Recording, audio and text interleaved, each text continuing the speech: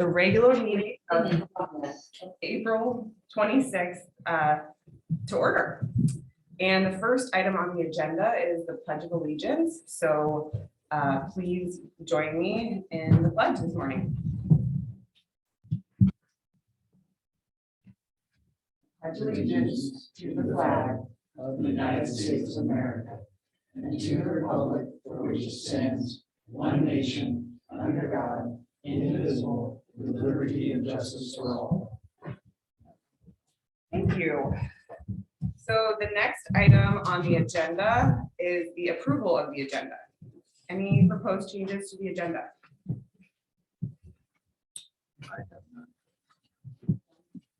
Okay, I will entertain a motion to approve the agenda.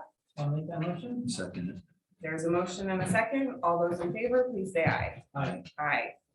The next item is the consent agenda. So the approval of the meeting minutes from April 12th, 2020, and the approval of claims for April 26th, 2020.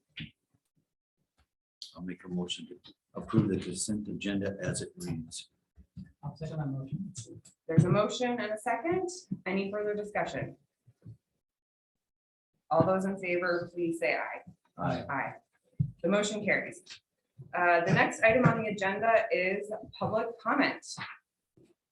So I don't know how we'll see people online, but Mike will let us know. I don't see anybody raising their hands. We've got someone. Introduce Yeah. myself. Come up to the microphone, please.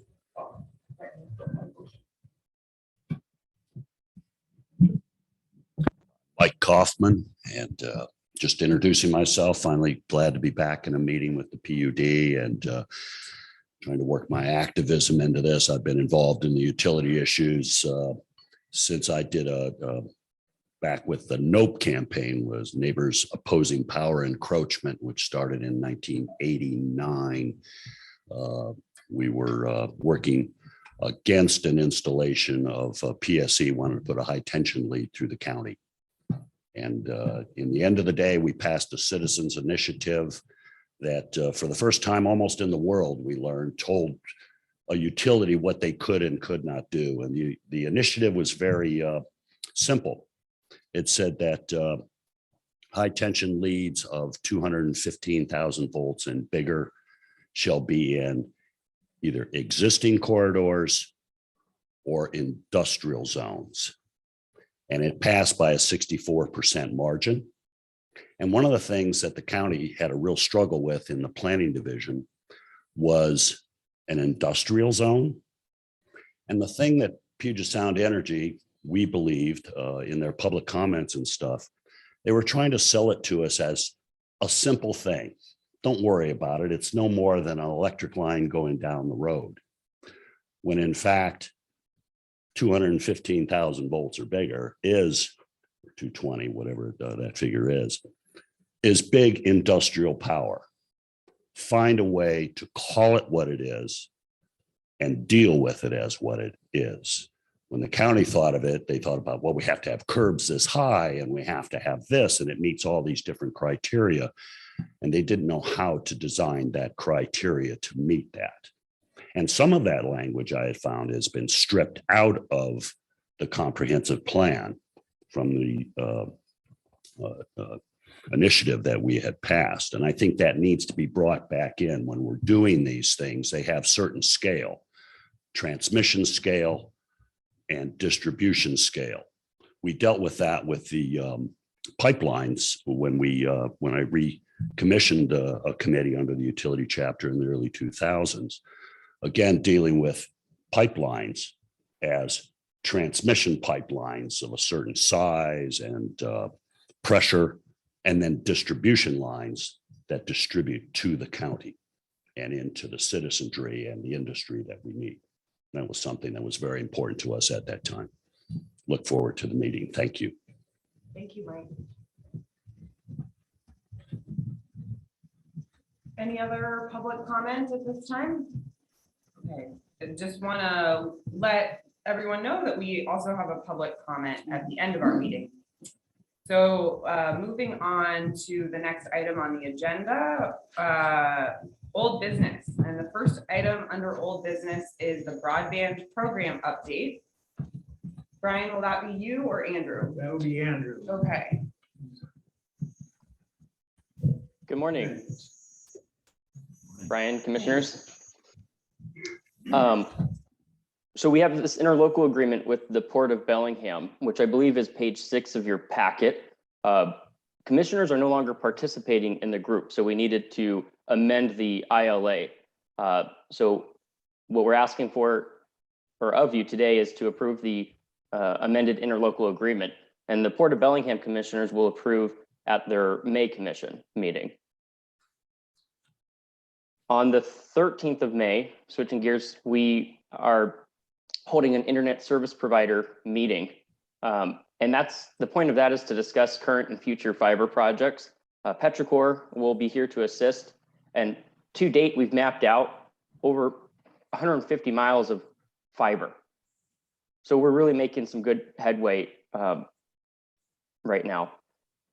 We're also planning a public meeting in early July so the community can get to know our current projects as well as where we're intending to build and search for grant dollars to meet those needs. Commissioners, if you all show up, it would be a public meeting, but that's tentatively planned for early June. So more details to come. That's my report. I'm happy to answer any questions that you may have, or I'll kick it back over to Brian. So the first thing is about this public meeting. Maybe we should deliberate and decide who goes to that public meeting. Because one of us should go, probably to avoid making it a commission, or we should. So You John, can notice it as a commission meeting is the ultimate safety. And just say it's where you're going to be attending a workshop, all of you, there's no agenda items. So we could do a notice of a special meeting. what do we want to do? And the other option is to be very careful when you're there. So just attend, not participate. So you're not engaging in discussions with each other, but that's very difficult to not make comments in the meeting, not have a conversation with the commissioner on the topics. So if you could sit there and not engage with each other, then it wouldn't be a it wouldn't public. be a meeting, but the most curative thing would be just post it as a special meeting and no agenda item, but they'll be attending the workshop. That's fine. So Chair, I'd like, based on what John's saying, I'd like to propose that we notice at a public meeting, and I think it'd be wonderful. I would like to be there, so I think that sounds great. And if more than one port commissioner wants to go, they're gonna have to do the same thing. And I have a feeling they might want to have more than one commissioner there. How does that sound to you, Andrew? That works. I believe that will work for all of us too. It's the idea is it won't be a formal, at least in the planning stages now. We don't intend to have a formal presentation other than some announcements of who folks are and things like that. And it'll be kind of an informal. Folks can go around and look at some maps and ask questions in a kind of informal environment. So that's the idea. And I can work on the notice and And you said that's early June. Yes. Okay, Tentatively, we have June 8th as our target. okay, okay. Will you be sending some to us for location and time too? We're planning right now. I know the port's working to see if we can secure a location at the Ferndale Chamber, since we feel like we might hit capacity at both of our organizations and the current facilities that we have. So we thought we'd host it somewhere like the Ferndale Chamber. So yes, an invite will be coming. once there's a date locked down, there'll be formal notice that if we're going to do this at a special meeting, and we'll have all that information.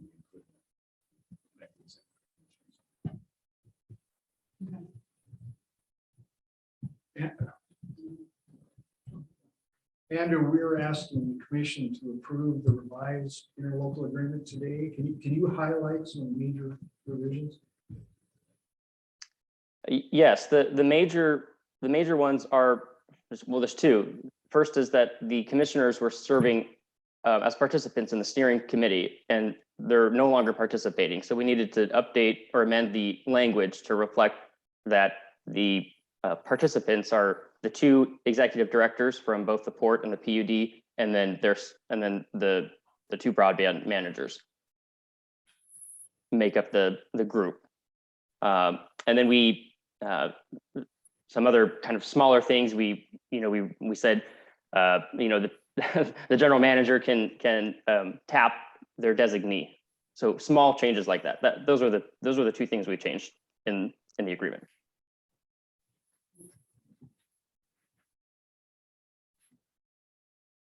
I had a broadband related topic that I was hoping to bring up before we approve the interlocal agreement. I think it makes sense to bring it up, not that it relates to it directly, but since this is the time when we discuss broadband issues. I know that you have been involved in the local loops group, which I understand is now called the TAG. It's changed. I spoke with someone that's part of that group. Yeah, So I'm not sure if I'm referring connectivity. tag connectivity. Yeah.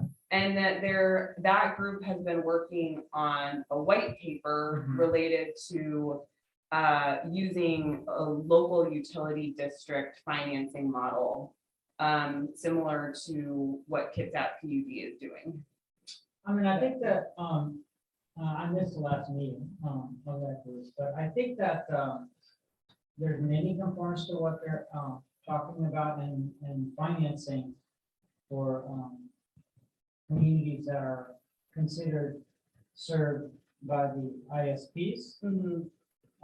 Is the topic that's being discussed, because it's not that, the current focus of the PUD, we're trying to focus on the unserved in our initial strategy. Which I think is important, but I think this group is trying to complement the activities of the PUD and the port. And one of those areas where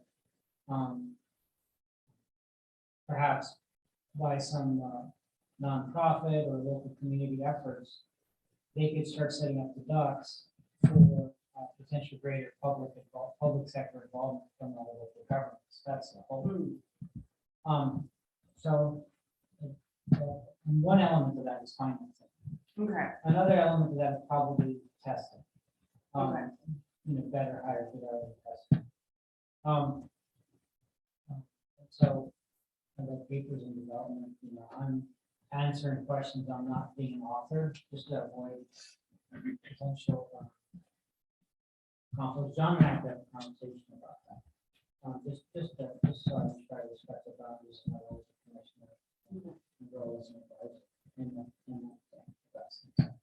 Well, talking to one of the members, Jamie Douglas, he said that they were interested in talking to Kitsap PUD about their LUD model. And as part of our strategic plan under broadband, which I know we haven't adopted our strategic plan yet, but we've talked about a plan of finance related to broadband. And at least in my conversations with Jim Darling, I definitely wanted to look into the LUD model. What I was concerned about was this group has reached out to Kitsap PUD and they want to get, it sounds like they're hoping to get some information about the LUD model. I think it would be beneficial for us and our staff to learn from Kitsap and understand their model more. And I'm hoping that we could just do a presentation where all of us come together, because Kitsap PUD is busy and I don't want them to do two presentations for two different groups in Whatcom County. So I talked to Deborah Lester yesterday, and she said they've done this for other PUDs. They're happy to come to one of our meetings and present, and we can invite all the TAG members that are interested so they can ask their questions. I think we would all benefit from hearing their questions too.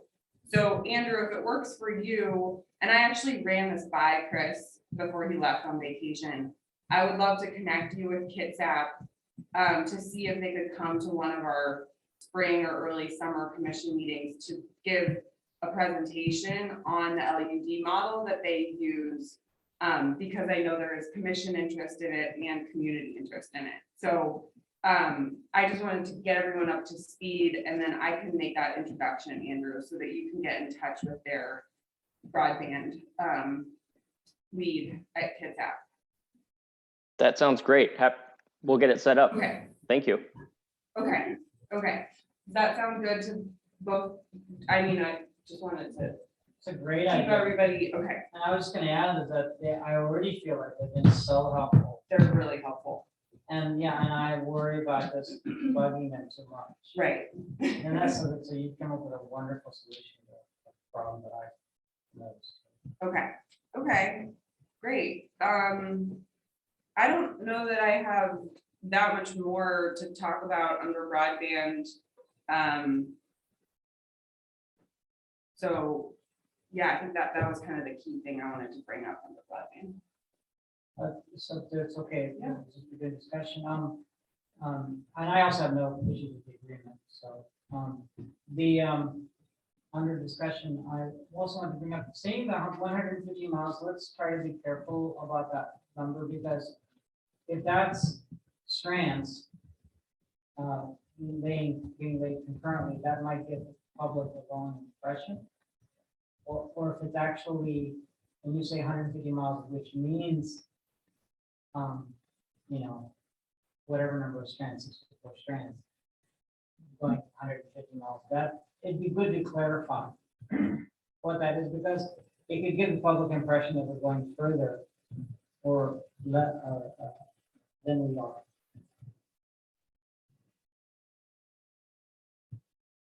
So when you say 150 miles, Andrew, are you referring to fibers being laid parallel, or are you talking about 150 miles of coverage? Good, yeah, good point to clarify.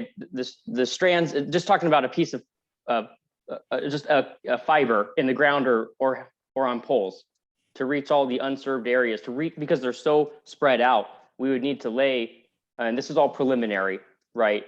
And preliminary, putting a fiber to every doorstep in our proposed project area where we've identified where folks are not receiving 100 down 20 up speeds today. We would need to lay approximately 150 plus miles of fiber to reach all those doorsteps. So it's actually distance being covered, not just the amount of, it's not the actual fiber length. Because then the actual fiber length would be 100 times that. Perhaps. Yeah, that's the fiber length, either being buried or hung on poles. That gets you to the. Does it factor in whether it's 1 strand or 60 strands? Oh yeah, Fiber. I mean, typical install is, you know, you do 144 fibers, or it can go up to 432 fibers. Yeah, no, I just mean the So linear. you're not factoring that. Sorry, Okay. it's kind of hard to hear you, Commissioner. Just the linear distance of the cable. Yeah. Okay, thank you. That's very helpful. Thank you.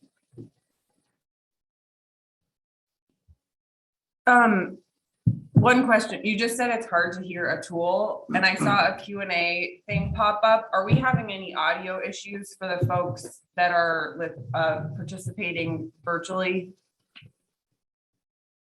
From your perspective, Andrew, can you hear us okay? If, yes, if a tool could please pull his microphone closer. Thank you. Okay. And then I guess just one other thing under broadband is, so Andrew, last time we're still on track between the port and the PUD. We're looking at around, was it $31 million of grant applications that we're eligible to apply for and are kind of in process in terms of those applications? Correct. That's where we are. We're trying to, what we've done is we've mapped out, or, you know, identified $31 million worth of potential projects that we could apply for. Yes. Okay, but we have not determined if we're going to apply for them yet, or are we? No, the rules haven't come out yet. So we think in mid-May, we'll have some clear definition on what the rules will be for us to apply and be successful in those applications. So we'll have a lot more, we hope to have a lot more information in early or in mid-May. Okay, okay.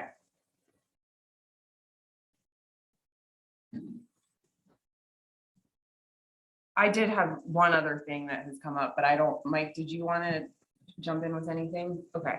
I did also just want to ask when we're going to be hearing from NOAANet in terms of their work that they're doing for us on the public ISP feasibility study. I don't know if that's what we're calling it, but Sure, to be, I mean, presentation from NOAANet, or, yeah, we can get an update. or to- I'm assuming there'll be a presentation and some sort of report. I don't know if that's accurate, but Yes, there will be. okay, We're in the early stages of getting this rolling, so we don't have anything to present today. okay. Do you have a timeline for when we might hear from them? No, but I can get back to you on a timeline.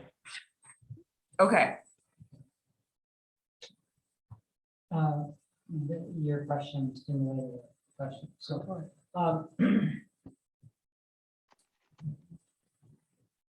this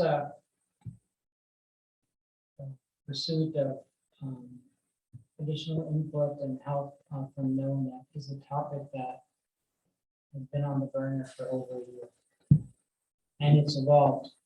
And I think it would be appropriate, I'd like to ask at the next meeting, that in your broadband update, you summarize what work we've asked and have delivered from NOAANet to date, and what additional work we're asking of NOAANet, like deliverables that we're asking of NOAANet, so that we can just keep track of what's currently being planned and what maybe more we may need to ask for. We do have a grant that I believe is not spent to this point. That is for $50,000. Yes, Which was, from my understanding, was entirely for the purpose of funding this line of work. It'd be good to figure out what the ASPR tasks, how they line up with the grant as well.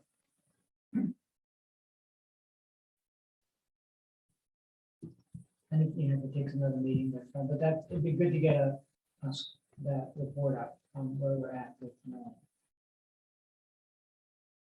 sure. We can do that.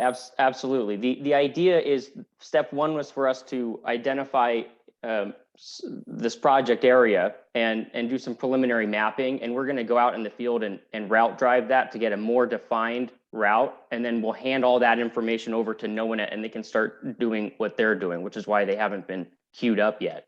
But I think by next meeting, we'll have a better idea of, and we'll be able to answer your two questions, or your two commissioners' questions. okay, great. Do we need to approve this interlocal agreement? Okay, As revised. okay, so And I'll make that motion to approve the update to the new interlocal agreement between the Port of Belen and the PUD. Second that? there's a motion and a second. Any further discussion? All those in favor, please say aye. Aye. Aye. The motion carries. How come you're not smiling, Commissioner? Why am I not smiling? Okay, now you're Oh. smiling. I mean, oh, because I get, Andrew, thank you so much. And we will move on to new business, which is Thank approve. First item under new business is approve purchasing policy update. That'll be a net. Okay. Good morning, commissioners. This is a pretty easy one. I'm sorry. We just said good morning. All right, sorry about that. We finished our audit with the state auditors in the end of last year, and the one recommendation that they came up with is they want a more formalized way for us to show that we evaluated professional services consultants. And so we explained to them our process, who we thought would be the best fit, but they just wanted a more formalized form. So that's the only tweak to the purchasing policy that right now what we're presenting. So going forward, when we do a competitive comparison between professional services, we will complete, it's a very simple Excel spreadsheet, what our criteria is, what our evaluation is, and why we decided who we decided. And then that would be stay with our RFP or RFQ that we issue, and we would be able to present that to the auditors next time they come around. So that's the only change right now that we're doing to the purchasing policy. Is there any questions on that? How did you used to do it in the past, Annette? Because you must have written down who was contacted and, took their information. So what's the difference between what you used to do and this new professional service evaluation? Oh, we absolutely put it out there, and we get, because of where we are and depending on what the topic is, we would get several responses, hopefully. And then mentally, or just through the discussion, we would say, okay, we think this is the person with the best fit for our project. What they wanted is they wanted that process written down. So we could say, okay, here's our, for example, 3 different firms that replied. Here's what we're evaluating them on. And here's the different ratings we give to the different firms on those different criteria. So before this, we kind of just did it mentally because we don't ever have a large number of response. And they just wanted it formalized and down in paper form. I can add to that, commissioners. In the past, for professional services, it was really a 2-step process for us. The initial step is each year we go out and we solicit basically qualifications, depending on what the type of professional services is, whether it's just engineering or architectural or high voltage engineering versus low voltage. And we establish rosters based on, specific criteria we're asking for in the response to our request for qualifications. So that's first step. And then, we'll have, let's say, electrical engineering. We might have 3 or 4 firms on the roster. We then, when we have a project to come up, try to match the specific electrical engineering firm that is the best fit for that particular project. So we may use one electrical engineer for a substation project, another for a transmission line project. That second step, we weren't as formal as the state auditor would like us to be in terms of how we selected that firm at that stage. And this is an attempt to formalize it more. Reality is you get a particular firm that has expertise, and then they get to know your system because they've done one project for you, and it's Well, I understand. I'm not questioning, because when I used to have projects, the job I had, I would go off my work roster, which you probably have too. And then I always had to write down all the information of who I called, what they said, and, follow it all the way through. So I guess that step has been skipped here, and now this is going to cover it. It hasn't been skipped. It's just that we didn't have it written down in a specific procedure and filling out a form. We would, when we selected a firm that we thought would do the best job, we still interviewed them, asked them questions, and made sure that they did have the qualifications we needed for that particular project, and that they were comfortable in doing it. Sometimes firms have said, no, that's not where our expertise is. So I think what it comes down to, there wasn't a form. Yeah. Your current rules on competitive negotiations, a little bit different than small work rosters. And the state law doesn't provide a lot of details on what's required for competitive negotiations for selecting a services agreement, as it does for a small works roster. Your rules already had a requirement that you have a technical review, some procedures in place. What it didn't reference is a specific form that would have to be utilized or adopted, and to go through the process, to document why and how you made the decision. So that's really teeing this up to have the records. Just one more question. About, or did you have another No. question, Mike? Okay. So the purchasing procedures document that was included with this spreadsheet talks about so there's, different thresholds for different purchases and what the GM authorized limit is. And so I guess I'm just confused because often the commission, for example, later in the agenda, we're approving a contract or we're being asked to consider a contract for an amount not to exceed $20,000. But based on our purchasing procedures, it looks like the GM limit is up to $150,000. Is that so? Yeah, I can answer that, Commissioner Grant. It's when we're dealing with a professional services agreement, Mhm. that agreement's a standalone, there's no budget. We then do a work order that is an amendment to that agreement, and it has a budget. So because it's a contract matter for work orders, we bring that before the commission irrespective of what the dollar amount of the budget for that work order is. Okay. But when it comes to direct purchasing or it's that isn't that process, where there isn't that underlying contract, there's more discretion in terms of budget limit for the general manager. Okay. If that answers it, the purchase of equipment or something else, Okay. it's not a contract amendment in that case. Okay. I think there's broader authority for the general manager, quite frankly, than what the practice has been Okay.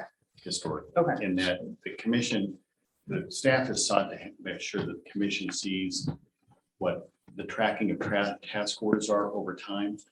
Because, you have a contract with an engineering firm that over a project that could take 7 task orders, 2 years, you could all of a sudden exceed that authority, but cumulatively, staff always wants to make sure the commission is seeing those things. It's already seen the budget authority, but so that you can monitor and track that aspect. So that's. Okay. Another example would be a large public works project, say that like we did water plant 2 or future projects as well, is that the general manager can approve change orders to the contract award amount up to 5% of the total. Then we have to come back to the commission. So it's not that he has carte blanche, Right. authority to keep approving change orders. And I very much appreciate and agree with and support, and would like to see continuation of that customary practice. I think that the general manager has a lot of discretion for good reasons. Emergencies can occur, and we meet every 2 weeks or thereabouts. So there's lots of situations that I can imagine where that authority could be essential. But we have, as GM has, for the time that I've been a commissioner, routinely brought things to the commission that were substantially below a fiscal threshold, and even, so in some cases very noticeable. But I appreciate that very much, and it's really about if. I think the GM is taking the approach that if it's possible to get commission review of anything, why not? Well, thanks for explaining the custom to me versus the policy. And I also like the custom. Brian, going over this procedure here, purchasing, as I went through it, I with the cost of things right now, I thought these numbers from B1 materials on through were very low compared to what costs are right now. You think in the future you and the general manager will be looking at maybe raising some of these, because to limit some of the, if we have emergency and our general manager's in Hawaii and you're busy, the individual should have the right to make a call and order something at whatever it takes to keep our plant running, instead of thinking that $1,000, they gotta go chase somebody to find approval. No, I mean, we, on an annual basis, and the gentleman look at that policy and what the purchasing limits are. And we'll adjust accordingly and come back to the commission for approval, but some of it, the upper limits are also prescribed in state law, so we've got a balancing act there in terms of what we can do under the law and then what's prudent in terms of expenditures without commission approval. So I'd say it's working right now, Commissioner Murphy, and we continue to look at it and see what limits need to be done. I'd like to also Okay. add that, like Brian said, a lot of those limits are defined by RCW. Some of them are internal limits when RCW doesn't address it. But then if we, like you mentioned, Commissioner Murphy, if it's an emergency, then competitive bids are waived if we declare it as an emergency. And so then it opens it up a little bit more on that. So there is a little bit of leeway if, push comes to shove and we really have to do something. I appreciate that. I'm bringing that up because of my own past experience when I've had people working for me. We had emergencies. They called me, and then because the number was at such a big number, then I had to make 2 or 3 calls, and everybody kind of had their finger on the hole in the dike till I could get the approval, and then they'd go fix it. And I've always said to them, let these guys fix it. And then, we'll deal with the cost later on, but I call that an emergency, and that's what you're saying, correct? Yeah, if we declare an emergency and we bring it to you, there's a whole procedure in doing that. Then it doesn't waive purchasing limits, but it releases some of the stipulations that the hoops we normally have to jump through, like going out for competitive bids, getting RFPs, all that kind of stuff. If we have to get a roof replaced, we can get a roof replaced.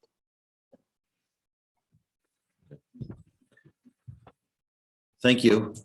I would make a motion unless there's any other questions to approve the new service evaluation update. I guess that's what it's about. Okay, We need a motion on that. I'll make the motion then approve the purchasing policy update then. Second that. There's a motion and a second. Any further discussion? All those in favor, please say aye. Aye. Aye. Thank you, Annette.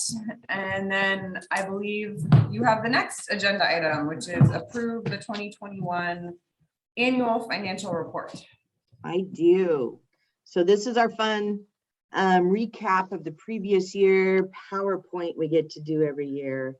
As you probably remember, the SAO requires us to turn in an annual report in May of every year. And so we take that opportunity to go through just kind of a high level look of what last year looked like. And I'll call out the big issues and the big numbers and the big struggles we had. We can just go through that way. The annual report has a lot of information. A lot of it's kind of SAO boilerplate, so it's in their format. But what I'll do here is I'll just go through a high level look of what we're looking at. Oh, there we go. Okay. So just a kind of a high level what happened in 2021, just kind of a reminder. Of course, we had the pandemic. We were still dealing with that. In 2020, when the pandemic hit, the district kind of took a step back and said, okay, which I think everybody did, and said, how's this gonna work? Is this gonna be over in a month, or are we gonna have to adjust? And obviously we've had to adjust. And being the optimistic, we thought 2021 would either kick back into normal or we would be functioning as normal. Didn't quite work. We didn't actually bring full staff back until July in 2021. And so what that created is that created some of our projects and some of our maintenance issues didn't quite get done and addressed like we were hoping. One of the biggest things we had in 2021 and it continues and almost even is getting worse in 2022 are supply chain issues. As we've all seen in stores, empty shelves, and that. Alcoa in 2021 was the first full year where Alcoa operated at minimal levels. 2020 it was still coming down, so we still had some of the higher usage. In February of 2021, we issued bonds. The bulk of it was to refinance the 2010 bonds, but there was some new money brought in for substation projects, electric projects. One of the big issues that hit us in 2021 was we were all planning to do a refinery substation rebuild and have that online for the turnaround towards the end of this year. In November, right in the middle of budget, right at the end of budget, we met with upper management of Phillips 66 and we decided to pull the plug on that project. What that resulted in is a lot of abandoned costs, a lot of engineering costs that we ended up expensing, and you'll see that farther on. And then in November, we also had a flood. Every year we have some sort of flood, but this was the first year that those of us that live south of the Nooksack could not make it to the office. And so we did experience some damage at 2 of our water intakes, which has been fixed, and we were reimbursed by our insurance. And then obviously in 2021, we did a big national search for a general manager and were able to find and hire Chris, who started in February of 22. And then in December of last year, we experienced a good hit with frazzle lice, and that lasted longer than the previous ones I've been keeping track of. So there was that extra cost, but with all of those struggles we went through, we thankfully, due to our reserves and really good staff, we were able to weather that and came out fine. So any questions on that slide? Commissioner Desmani has a question. I've got several. Yeah, you're really small on my screen, so I can't, I'm not able to see if you have your hand raised. No, I've got support here. Thank you. I just wanted to ask a few questions on the different bullets. First on the pandemic. Overall, what is the world of bond related risk saying about how spending is not really lining up with projections, and that we're taking in money, but it's not necessarily getting spent in the time frame that we expected.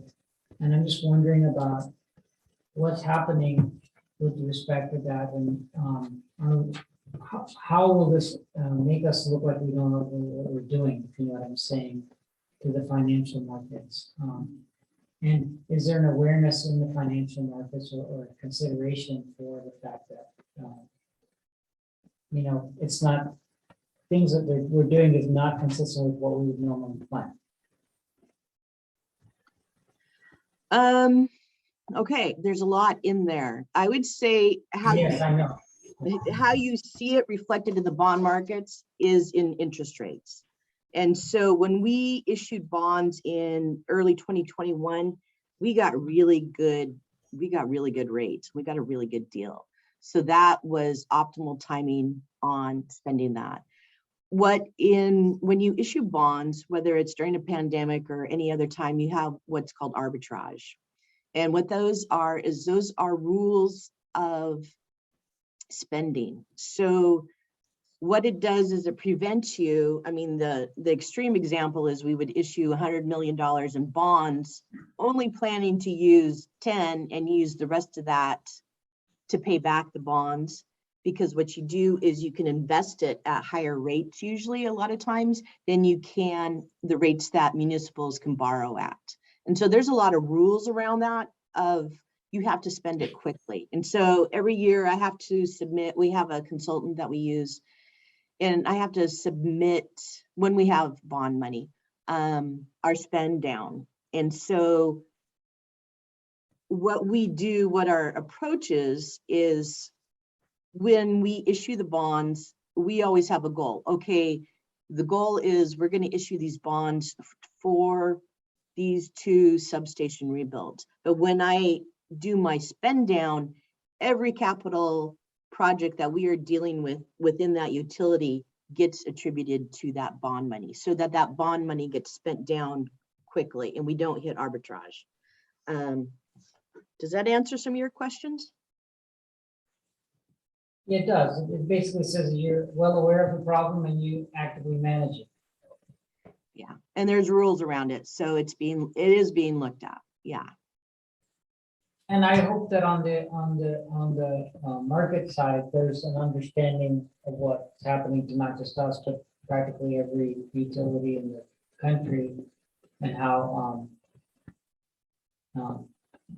I don't know if there's a consideration of around the rules of arbitrage that is happening, or is everybody able to still comply with all those rules? Well, as far as I know, it's still, the rules are out there.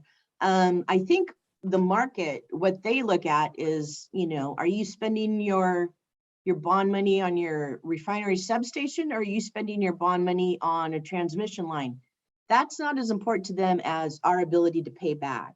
So they're more interested in, do we have our reserves? Are we following our financial plans? Are we meeting those kinds of financial metrics and targets that we've talked about? And that's what they look at. They don't necessarily look at how long does it take you to get a switch gear or something like that. So they're looking at the payback on that. Okay, so on the next bullet regarding supply chain, would you say, and this is a question for Brian, is this been a more difficult last year than the previous year, or an easier year? And what do you forecast for the year that we're in? Is this going to be a more difficult year than 2021 or easier? Commissioner, first of all, 21 was definitely more difficult than 2020. Yeah. Everything caught up. The supply chain disruptions we saw last year were significant. They are continuing into this year.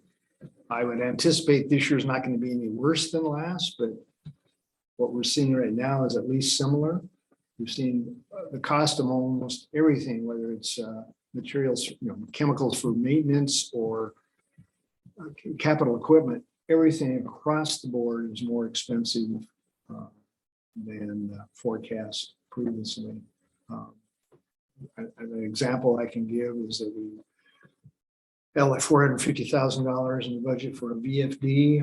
We've just been informed recently that VFD cost now is $600,000. I mean, it's just dramatic increases in both capital and materials expenses. I've talked to other utilities across the board. They're experiencing the same thing. And I was sort of, my own perception was a large utility would have a better time of it because they tend to purchase a lot more pieces of equipment, have more clout in the market. We had conversations with folks that work with Puget Sound Energy, same problem. Snohomish County PUD, same problem. So it's, we'll see it through at least this year. Regarding alcohol, the minimum level, is that what we contractually require us, or is that just what they are defining as the minimum level to keep facilities and bathrooms and all that running? The minimum level for Alcoa, of course, they have the contractual obligations for their operating demand and capital demand. But they're operating minimally in the sense that they're only taking water right now, mainly for potable. And the other water is going for fire suppression. So we're charging the fire lines, if you will, and providing water to their potable plant. And that's it. Alcoa, as you're aware, skeleton staff on site. Which is significantly less than their actual contractual minimum take. what they. Yes. Yeah, so they're paying for a lot more than they're using. Yes, and it's, if you will, the value of our rate structure. Most of the revenues we receive for water, industrial water rates are in fixed charges, so. Just a little bit Yes, more okay. on that. In 2018, Alcoa pulled over 400 million gallons. And in 2021, they used about 28 million gallons. So that's the scope of what the drop has been. Paying for how many gallons? I don't remember offhand what their, do you remember, Annette, their operating demand and contract demand? I have it.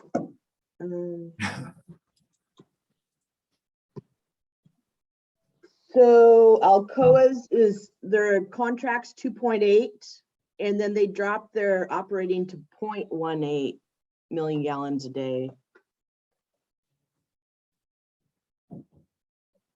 So it's an order of magnitude less. Yes. Moving on to the flood, who is the entity that provided the repayment for the flood related costs? Is that Perms. PERS? Perms. It is PERS, sorry. I confused my acronym, sorry. PURMS. And the reason I'm curious because I haven't been at, they haven't, PERMS meetings have been canceled and looking forward to having our next PERMS meeting. But I don't know if it's on the agenda yet, if it's scheduled yet. So, thank you. That's all my questions. Okay. For this slide. Well, and I just like to ask the chair, I know that, I don't know if there's any time constraints for commissioners today, so I just wanted to bring, or anybody has time constraints, I just wanted to bring that up, and I'll, if there are time constraints, I'll, keep that in mind and further questions.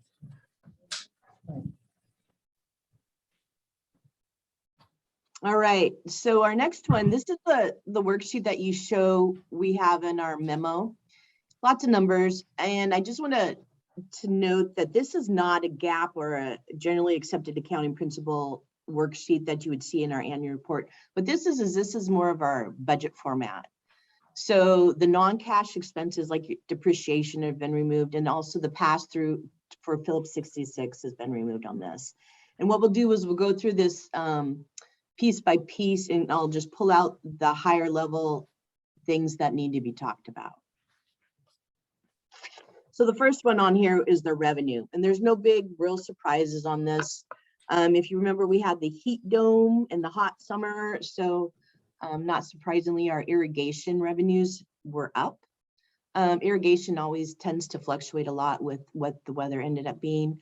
And then the miscellaneous revenue also fluctuates some. That is if we get reimbursed for some construction or some work, maybe by a customer, that'll show up here. But the bulk of the 2021 miscellaneous revenue was due to interest income. And then down below, I have a couple just graphs of what the water consumption and power consumption have been over the last couple of years. And you can see our water consumption is coming down, and that's mainly due to the Alcoa slowdown. And then on the power, you can see 2017 was the turnaround, so you can see the dip there in that power consumption. Any questions on that slide?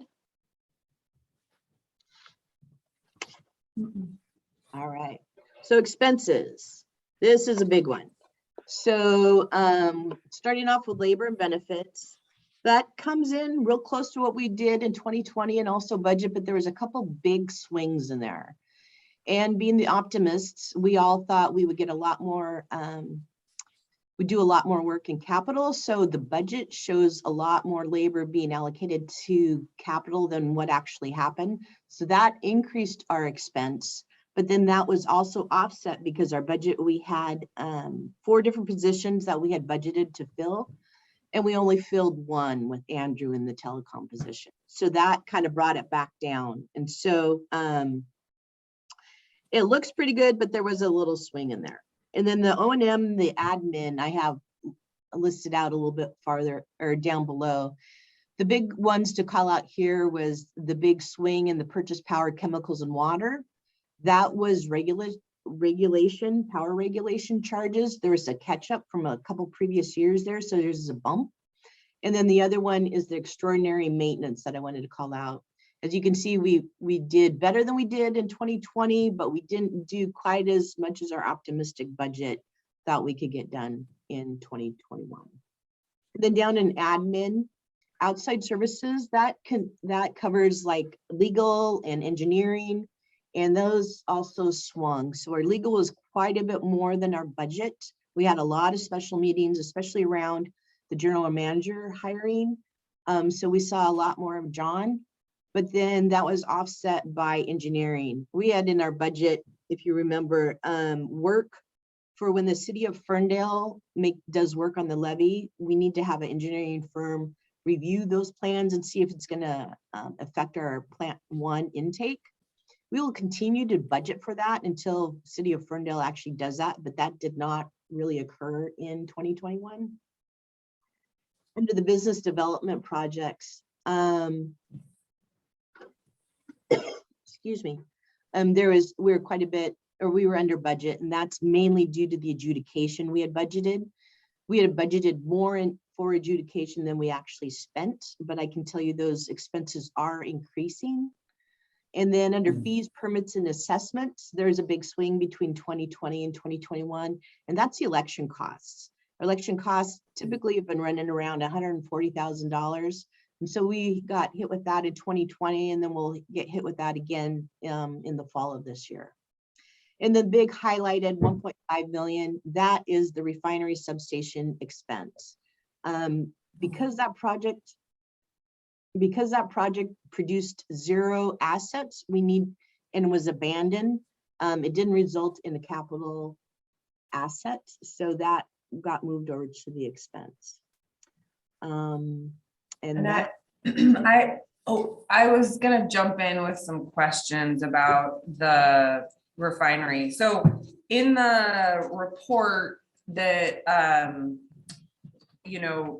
you submit to the auditor's office, the longer report, we have some different language in there about that rebuild. We say it's been abandoned, we say it's been postponed, and we also say there's a 5-year delay. So I just was wondering, which one of those things matches reality more, or are we not really sure at this point? I would say it depends on your look, because the project we were working on has been abandoned, but rebuilding the refinery substation is going to be pushed out until the next turnaround. But we talked about that internally. Is there anything that we did in this current project that could be saved? And the answer was no. So this current project is done. So when we go in, so that was going to be, sorry, there's a little delay. So yeah. Is what you're saying then is that none of those expenses, if we go forward and do the rebuild, none of that 1.5 will ever be converted to a capital asset? Correct. Right. Okay. The other thing, I give a slightly different spin than Annette did on when that project might occur in the future. And I'd say what you stated earlier, Commissioner Grant, it's uncertain because it's really dependent on decisions made by our refining customer. So it is not a lock that will be done in 5 years or 4 years or whatever. It's just uncertain at this point when that project may or may not pursue. Okay. Because that, I mean, when you look at our income, I mean, for an organization to have their income drop by, 22% from 1 year to the next, I mean, that would be a red flag for any organization. But going through, I mean, that $1.5 million is the main driver of that change in income. So, I guess I remember all that happening in November, and I think my only question about it is whether we have any kind of lessons learned going forward from it, and then kind of how that, if it's just an expense, does that just then result in higher electricity rates then, or how does that relate to rate impacts? Yeah, it is, in this case, it's sort of self-correcting because the substation is dedicated for the refinery. Right, The refinery ends up picking up those costs, okay, you know, either through a raise in the fixed charges or otherwise, but it doesn't, the electricity costs are passed through, but our costs to the refinery, you know, it's adjusted depending on what our expenses were, so okay, it's recovered. okay. Okay, well, I just wanted to kind of flag that, because in looking at the numbers and the story of what happened in 2021, that's a pretty big part of the Very picture. big. Yeah. Probably why you highlighted it in yellow. Yeah. In line with that, the decision to cancel the substation, would you say it's a 100% decision by the customer, or 80% by the customer, 20% by us? I don't know if I'll get into percentages. Or is It was a complete mutually, consensus? it was Yeah. a mutually agreed to event. So it wasn't like we decided and informed our customer, we're not going forward. It was, we were prepared to proceed, but both of us, based on what was happening on both sides of the fence, it was in our best interest to cancel. So in the context of a partner dancing analogy, we were in this dance with our customer, and this particular step was one that neither one of us wanted to take. Neither one of us wanted to take, and it was in the customer's best interest not to. So Everyone left the dance to get lemonade. No, we're still dancing with this partner. We just went to get That's why I lemonade. use that analogy. We're From the still one we were- dancing with this dance partner. We both were dancing, but the thing is, this particular step was one that just wasn't working. it wa- it- It's had like that. Annette, you can keep going with your presentation if you'd like. I think we're Thank you. we're good. All right, the next piece I like to call out is our business services, which almost always is grants, but what it is it's any kind of work that we do that we get reimbursed from, usually by grants. And then you can't really compare between years because it kind of depends on what grants are out there. So down below, I just looked at the revenue versus the expenses in 2021. Those never quite line up just due to timing. And then some grants aren't 100% grants. Some don't cover our labor. Some, you know, there's always all sorts of different variables there. But the one thing I did want to call out was in the budget, we had budgeted $200,000 to do work on California Creek, which did not occur either on the expense side or the revenue side. So that's your biggest bump right there. Any questions on that? All right. So now we'll move more into the balance sheet side, and the debt service, usually that's right on budget, but because we issued bonds in 2021, we were a little off, but as you can see, the actual cost of our bonds came in lower than what I had budgeted. So that was nice. Transfer for capital projects, that's how much we budget every year that we pull out of our rate revenue to put towards current or future capital projects. It's like putting your savings away for a future vacation or a vacation you want to do in the future. Because of all the challenges we had, I did not pull as much over as I had budgeted. So I left more in operating than I was hoping to when we originally did the budget. But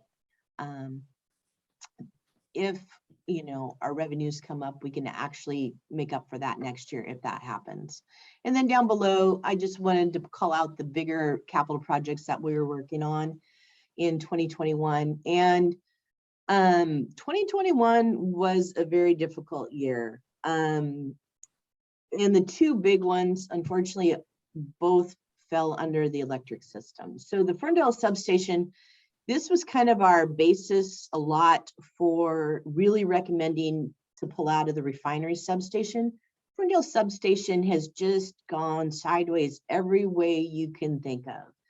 costs have gone up quite considerably. Timing has gone up. Pieces of equipment have arrived that weren't what we expected or were damaged. I mean, it's just been difficult all the way around. So unfortunately, that resulted in quite a bit over budget. And then, of course, like we've talked about, the refinery substation was another big project, but it ended up being expensed. But I wanted to show it here because it was a big project we worked on the majority of the year. And then we had some smaller projects that I just lumped together below that. But any questions on that slide?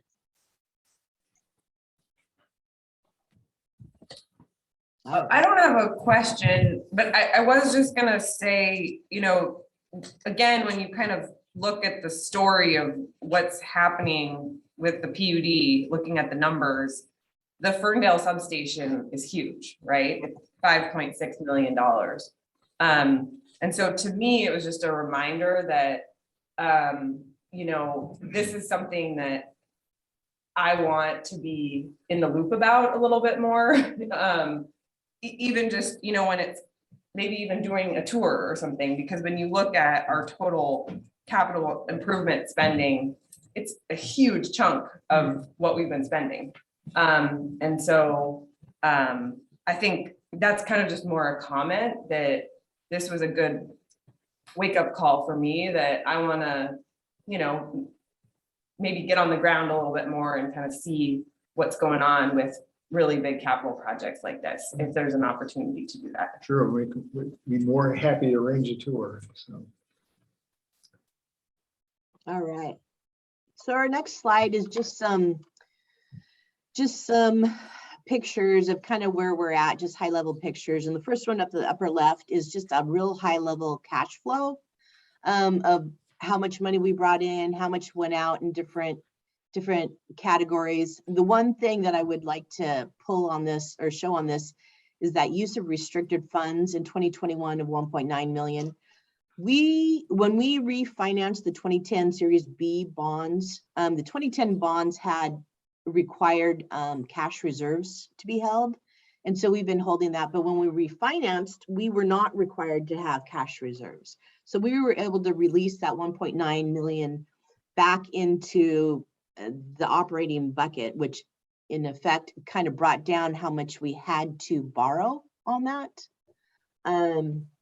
So that was definitely a good thing. Down below that, our ending cash balance. We do have some cash.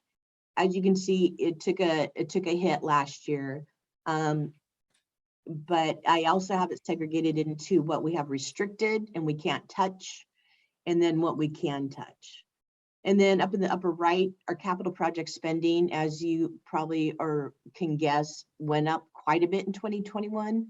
Our next big, if we ever get done with the Ferndale substation, our next big project we're looking at for the next couple of years, which is even bigger, is the water treatment 1 plant rebuild. And right now that's looking at just under $40 million.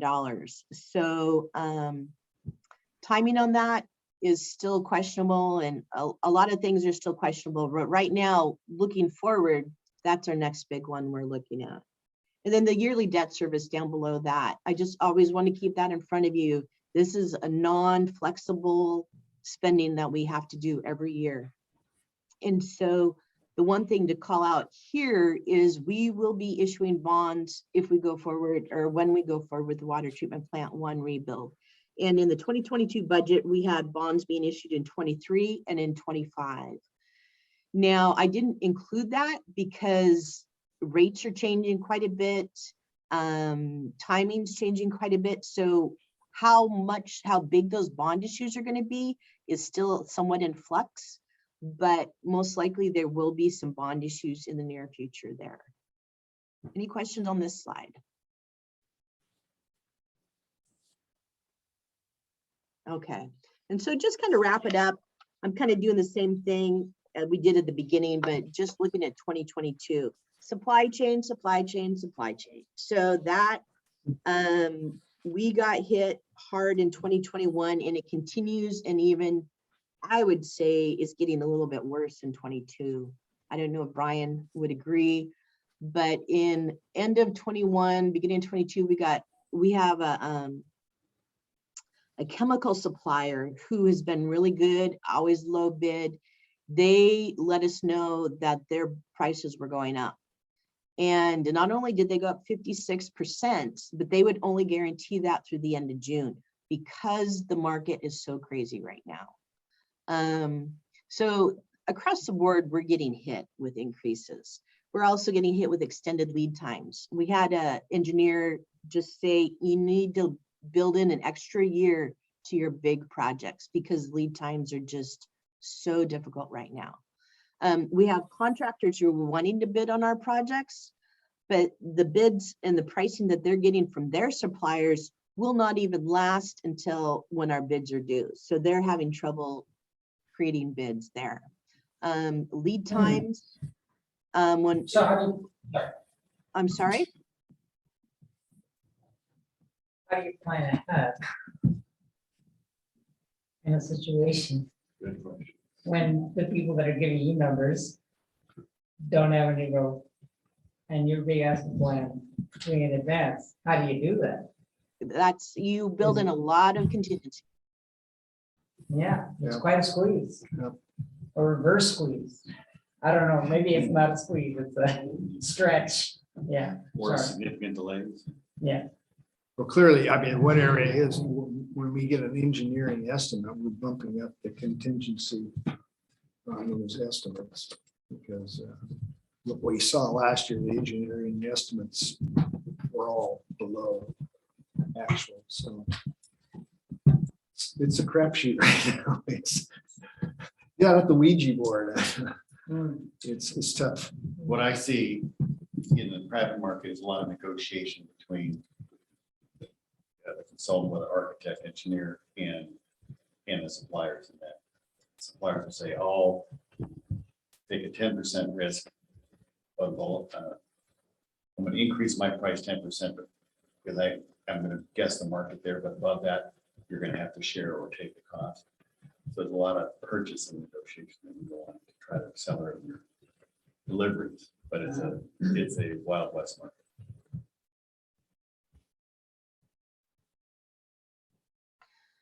Another thing we're coming up against is fulfillment errors. So we have suppliers who are just trying to fulfill their orders, and then what they ship out isn't right, or there's a problem with it. And so it's taking additional time. So it's a struggle. And then of course, transportation costs. Everybody knows fuel costs are going up. Insurance, as we've been notified in our PERMS meeting, the premiums on there are going up quite a bit. Our consultants are having issues because they're having a big employee turnover. Staffing is also an issue that we've seen a lot of people that we're dealing with have troubles with. And then our major customers are also dealing with all of these same problems. So 2022 is a challenge currently. And then that concludes the presentation. If you have any other questions. Yeah, I mean, just the ending discussion, this really again cements that maybe we need to work as a community, PUDs as a group, public utilities as a bigger group, local governments as an even bigger group, to communicate to the owners of capital, of financial resources, that there's all kinds of physical things as a result, directly coming from the pandemic or indirectly, that are disrupting our ability to be predictable in the ways that we like to be and that we trained ourselves to be. But like, for example, by analogy, there's a lot of businesses that went under in Bellingham. But the landlords in Bellingham really did nothing to help the businesses. As the owners of capital, they expected, even when there was a pandemic and that you couldn't really run your restaurant, they expected the same rent payment. So, and in fact, we're seeing an inflation in the price of capital, whether that's land and now even money. So it's just concerning to me that there's this is not a battle that Whatcom PUD can fight on its own.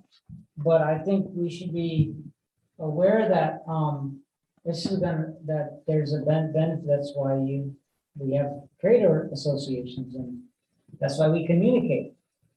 So I just think I don't have any kind of solution, or first of all, I'm just suggesting that we should be tapping into the organizations we belong to find patterns of challenges.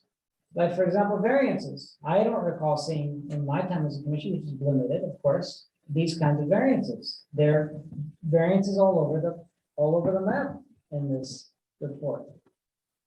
And so perhaps we could talk to other organizations and say, well, what are your variances looking like? I'm sure they're not going to be pretty. I'm just saying that the need to communicate to the financial markets who are the most isolated from physical reality, I think it's fair to say, that the challenges that those of us who build things and maintain physical things are going through. And that hopefully build a support system for maybe even some supportive legislative action to make support us in this difficult situation. That's not hurting us in a big way yet, but it potentially could hurt a lot of public entities.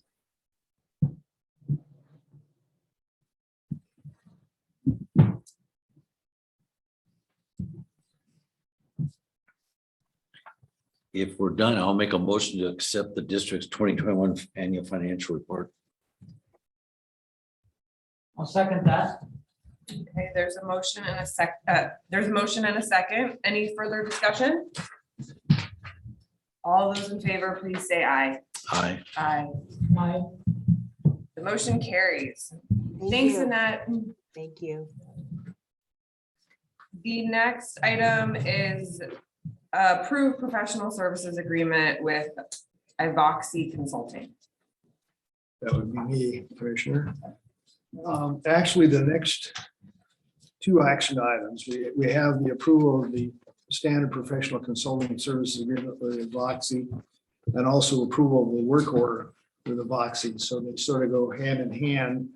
If the Commission sees its way to approve the professional services agreement, then I can put the work order before you. By way of background, if you remember in a previous commission meeting, you approved a professional consulting services agreement with a group called Digital Boundary Group.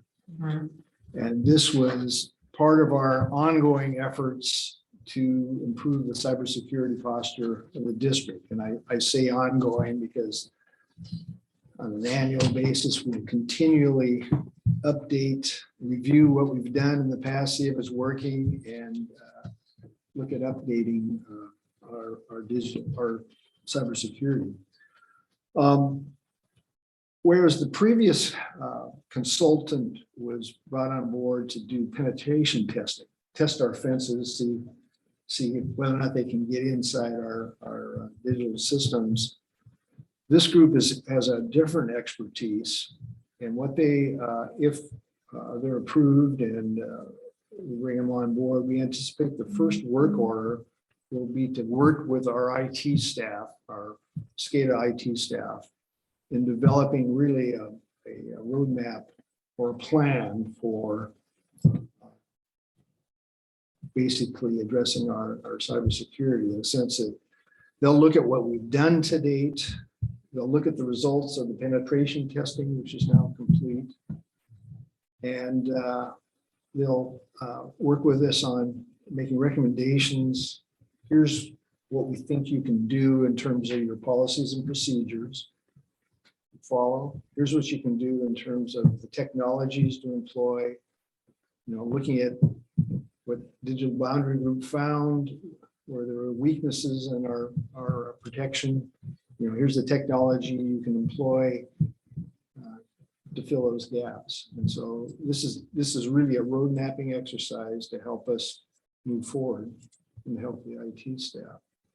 And here again, it's just part of the ongoing efforts to keep us secure. Say, Brian, can you share with the board what you shared with me about, we are ahead of everything. We are doing well, but this is just taking us to the next level? I think we're in real good shape, but things continue to evolve. I've got an iPhone and, every so often I get the notice we got to upgrade the system. Well, primary reason they're doing that is they found flaws, where somebody can hack in and they have to repair that and fix it. And it's just ongoing. So I think, and looking what some of the other utilities have done, our group has done an excellent job. I think particularly for a small utility, we're in a pretty good place. But there's always room for improvement. And the other thing is you see, as the federal government, as the administration spotlights cybersecurity and highlights, the electric utilities, water utilities need to be on guard, need to do more. You get the government agency like FERC changing regulations, adding new standards. We then have to implement those standards. So it's constantly evolving. I don't see any end in sight on this one. As I mentioned to Commissioner Murphy, I see we're still kind of on the rise in terms of employing consulting services and, the expenses that go along with that. We'll probably plateau here at some point, but it'll be an ongoing, not unlike every year we dig out the sediment ponds at the water plants. You just expect there's a certain portion of your budget that'll be for cybersecurity. Back to the world we live in now. So I think it would be a good idea for us to have an annual process where we're able to discuss more intimately about what's going on in cybersecurity in executive session. Is that something we can do, John? I'll double check that. I'd like to see us be able to have a more in-depth discussion. And I don't think it's beneficial to do it in the public because, I want to talk about security threats and that kind of stuff. But just say I'm personally aware of it and concerned about it because I think that small PUDs are more attractive to those who want to find doors into the VPN because we're connected. And so for that reason, I think it's really good original. I can share, I don't know if I've shared this with the commission in the past, but since it's public knowledge, a few years ago, Bonneville got hacked. I mean, you'd think they'd be one of the most secure agencies in the world, but it was, you get back to the social side of it, they got hacked because of a vendor they're working with. The vendor was lax. It came in through the vendor to get to Bonneville. So, I mean, that's all, that avenue's been closed and I don't think that will happen exactly that same way again, but it's just even agencies like Bonneville have to be continually vigilant and upgrading their systems. And I think Bonneville even hired somebody that was with the National Security, who was retired from the National Security Agency and went to work for them. So,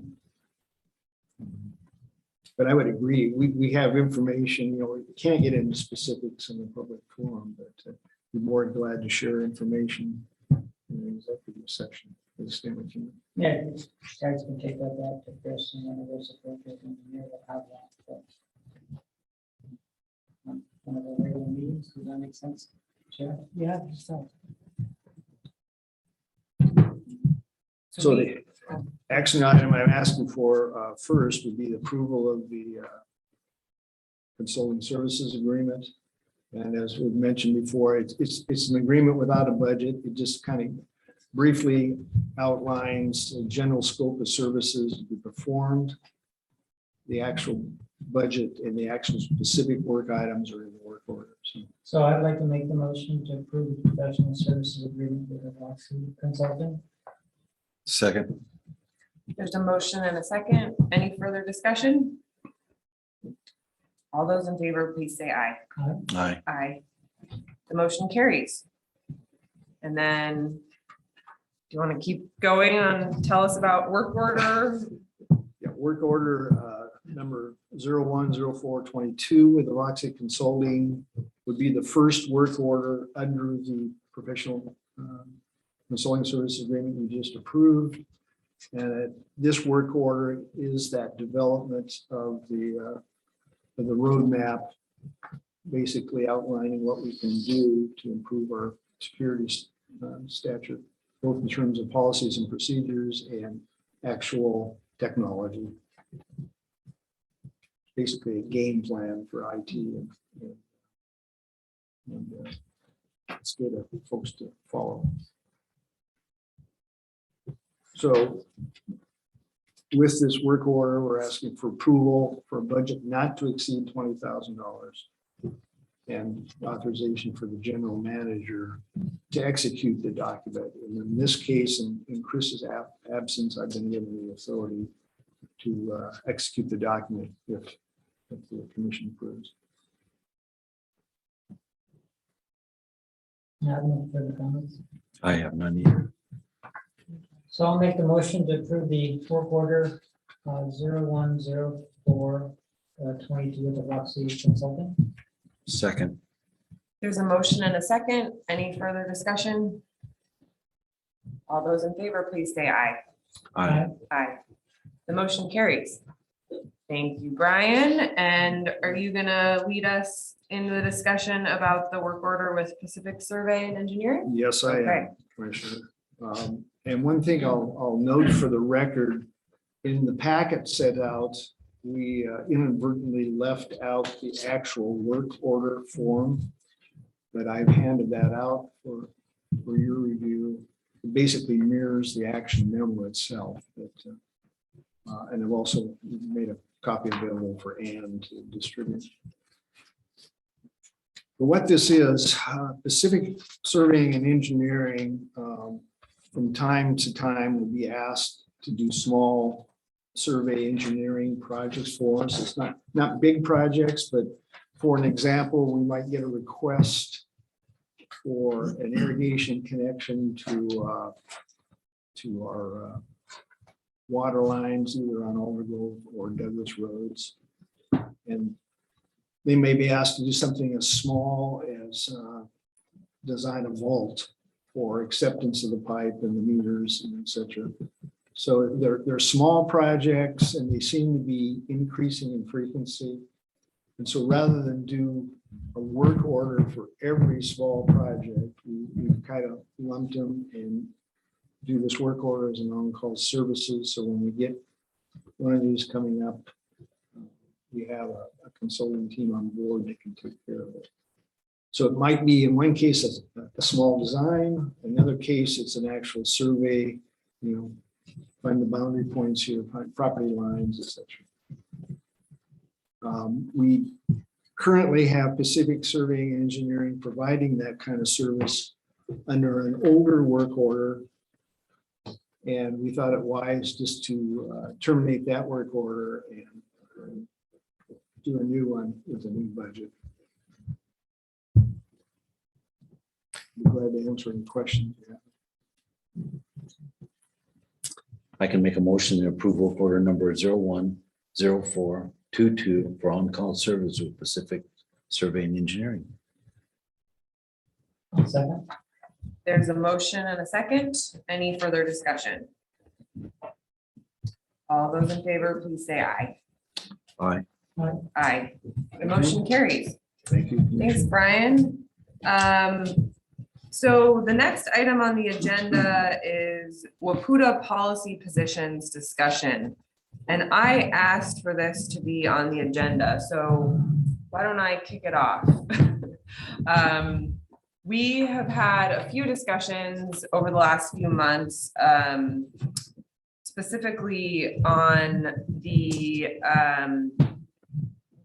I'm our representative on the WAPUDA Energy Committee.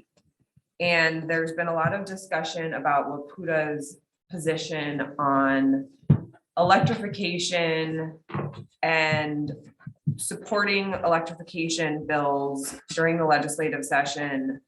And at the last meeting, which I was unfortunately not able to participate in, in person, I did share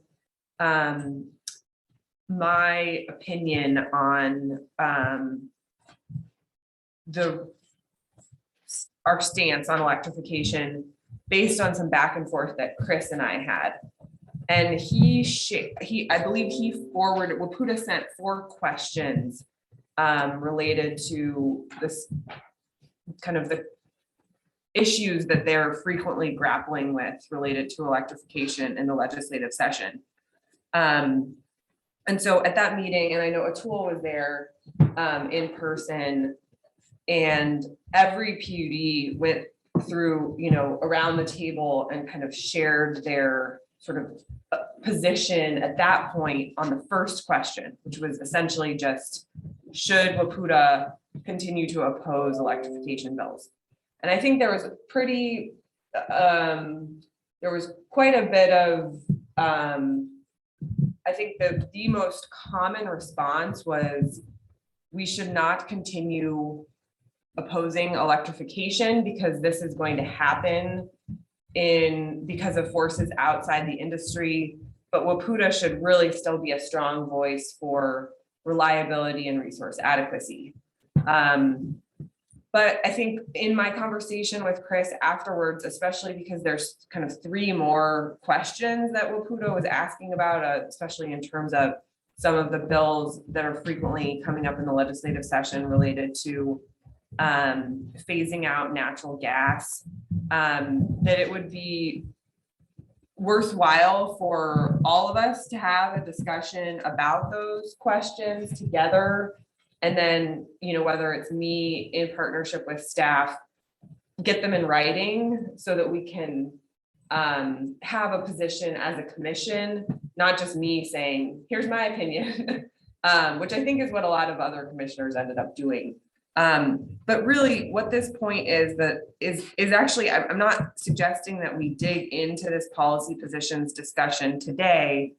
It's sort of, I want to have a discussion about putting time on a meeting going forward where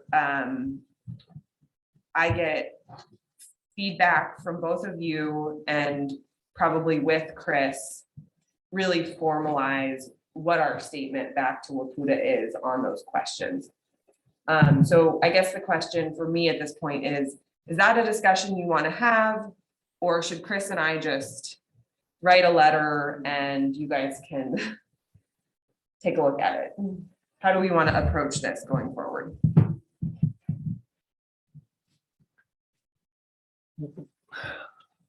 Well, there's a lot more that I'd like to understand before I say I turn it over to any one of us. So because we represent Whatcom County, I'd like to know more about what your feelings are. I'm okay with you want to write in a letter, you and Chris, but it should be nice to just sit down in a room with the 3 of you, 4 of us or more, and just to discuss it. So, but Atul, I don't know, where are you at on all this?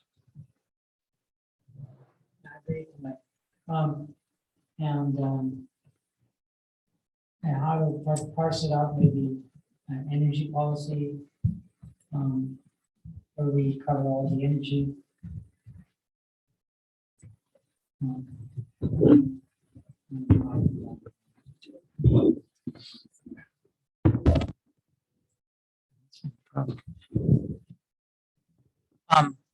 So I'm wondering if it's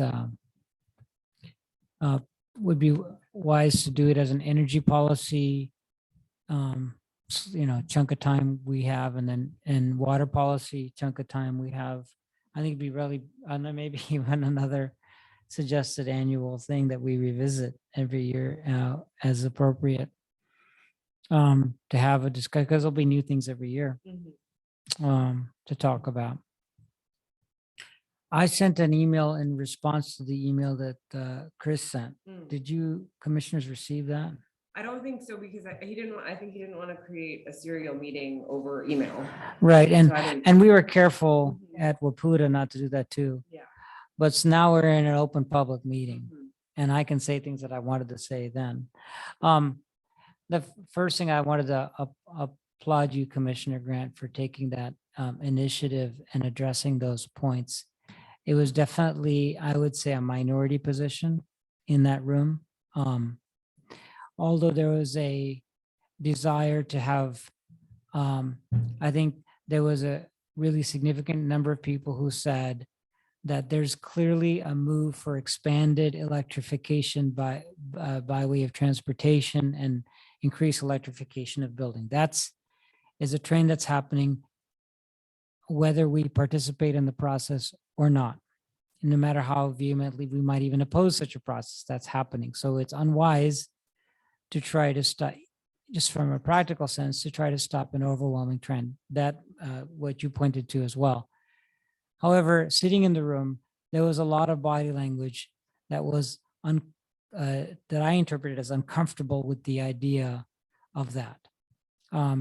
And a general, also equivalently strong, and I would maybe say maybe even slightly stronger position that the rest of the world doesn't get what the utility industry gets, and that we're looking at real supply or reliability problems in the Northwest grid in the near future. And important people in the room who have that purview, folks like George Kahn, actually stated that he thinks that nothing's going to change until there's a significant negative event, like a blackout. And there's that, when I hear that, I'm hearing a level of frustration or a feeling that we've tried to communicate and the world isn't listening to us kind of feeling. They have that, there's that energy in the room. And I think it's important for me to convey that to you as well.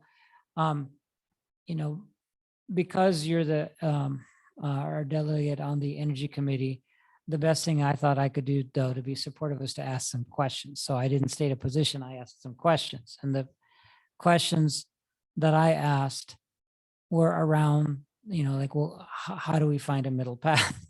How do we find a middle path that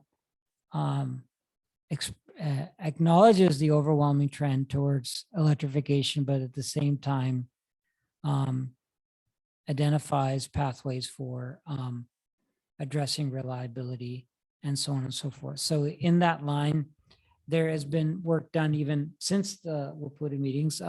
There's an excellent letter, I think, that WPUD staff wrote to the governor's, not the governor, the Department of Commerce. And the UTC. And the UTC, and in that letter, they're saying, hey, the governor said in vetoing this legislation to look at reliability of the grid, and I forgot what the bill number was, but there was a bill which was passed with really strong support with both houses.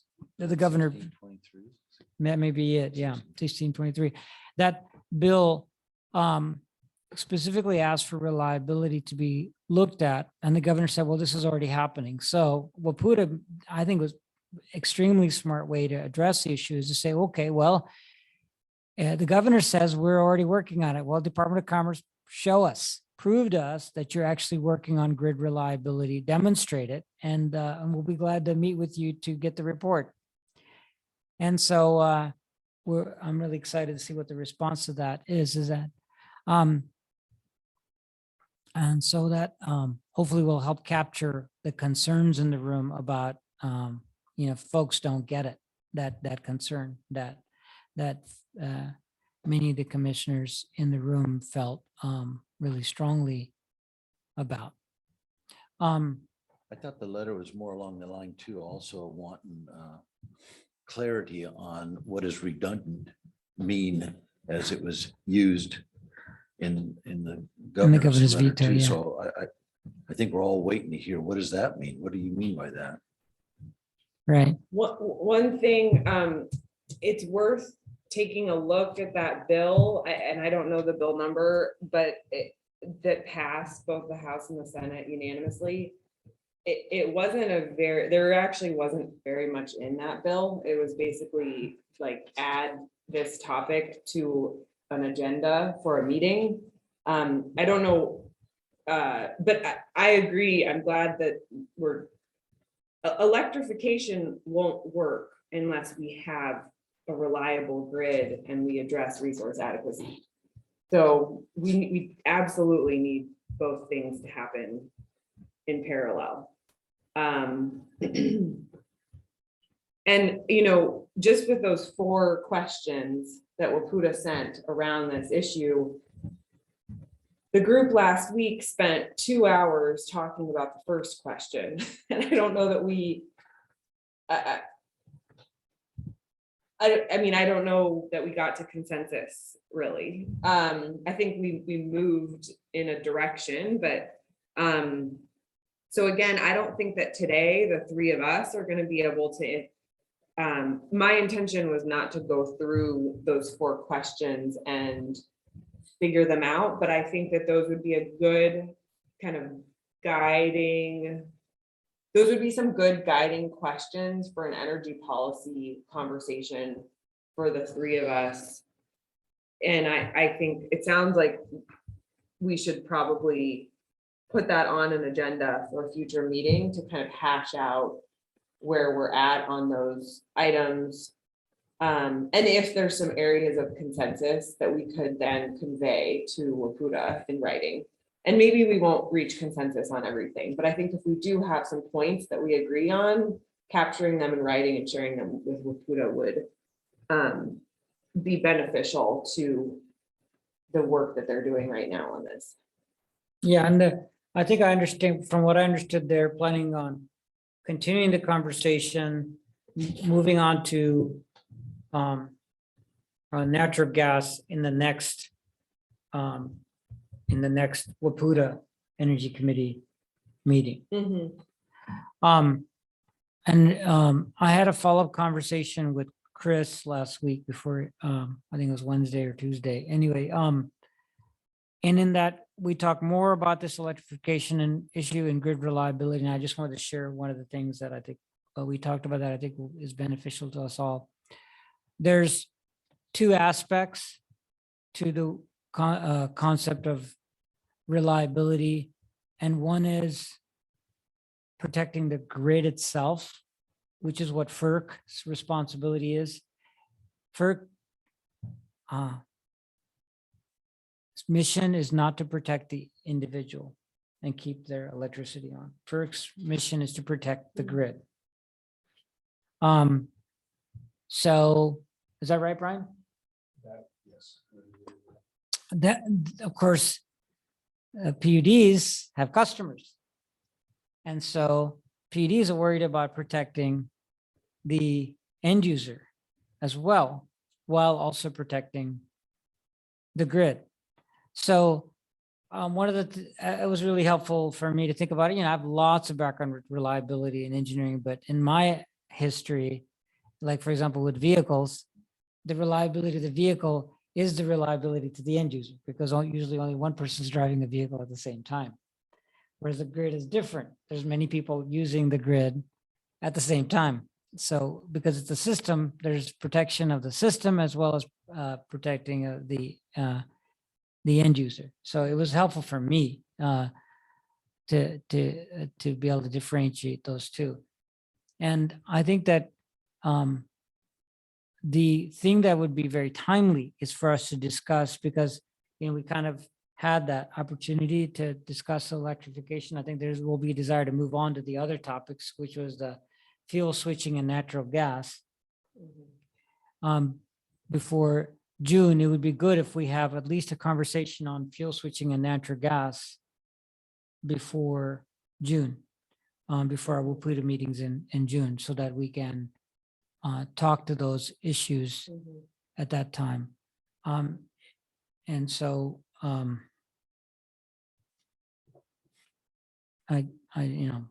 if that's something you can Why don't talk to Chris I about. work on getting this on the agenda before June and teeing it up in an organized way and getting it on the agenda so that members of the public know, what questions we're actually grappling with here. But I think, and then I'd say, as we go forward and there's these other issues on water or things like that, where one of you is the representative, but we're having to provide a policy position for the organization.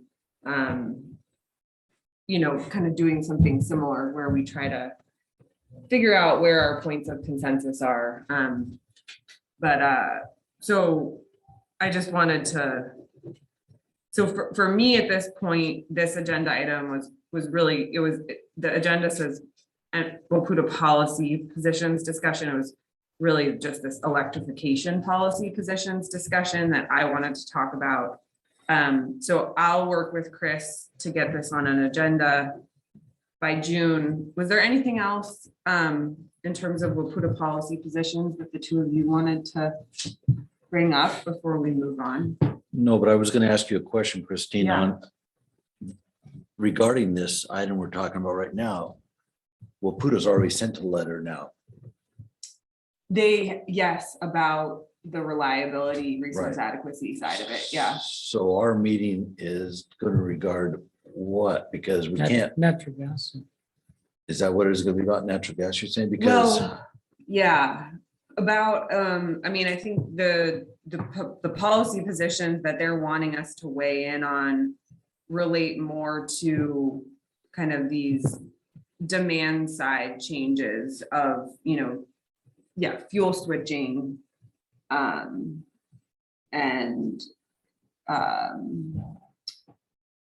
kind of utilities ability to fuel switching is the key topic. okay, will we be talking about the possibilities if there is a blackout about our own customers? Or is that going to be part of our discussion? I think it's worth discussing for sure. I mean, I think they're deeply intertwined topics. So, and I think we're lucky that we have both Chris and Brian with their deep, Energy background. So, when I think about us making a statement on this, we're going to have to talk about reliability. Thank you. Okay. Interesting meeting coming. But Yeah, to and me, it's also useful because I've also seen that some PUDs then testify in the legislative session and they say things that are different than Wapuda.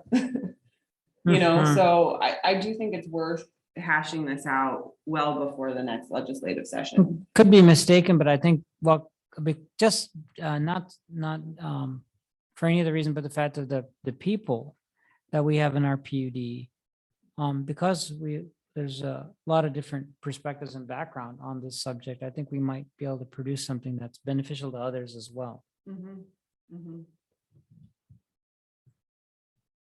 Okay, so I'll work with Chris on that, and then if other things come up, both of you can talk to Chris about how you want to shape that discussion too. So just want to keep moving here. This last item, is that okay if we move on to the next agenda item with both of you? Yeah, okay. So last item under new business is the Department of Energy request for information funding opportunity. Is that you, Atul? Yes, but I just want to make a clarification. This is a request from the Washington State Public Works Board, actually, not the Department of Energy. And this is regarding an email that I think Chris did forward to the other commissioners. And it was regarding this funding opportunity request. Did you get forwarded to you an email on the subject of funding information request for infrastructure funding? I don't remember that. Okay, so let's just start from scratch here. Okay, because it's timely and I think it's important we do deal with this today. The Public Works Board has created a funding request form that's described as the opportunities and barriers in innovative infrastructure funding. This was mentioned at the Wapuda meetings. I believe I don't think it came up in energy or telecom. I think it came up in water, actually, in the water committee. But when I read it, I said, this wasn't just about water. And I read it, I also imagined that this could be exactly the kind of thing that Commissioner Grant, you've been wanting, you talk about this sustainable infrastructure group. I think it's something that they might find very suitable to pursue in collaboration with us, or we might want to do it all alone or with some other partners. But basically, what this is about is asking, the Public Works is asking for input on the opportunities and barriers to advance innovative systems and technologies in public infrastructure that promote community and economic resilience. And it's a form that they want a response on. And the thing is that I don't want to fill out this form for us without some checking in with the commission.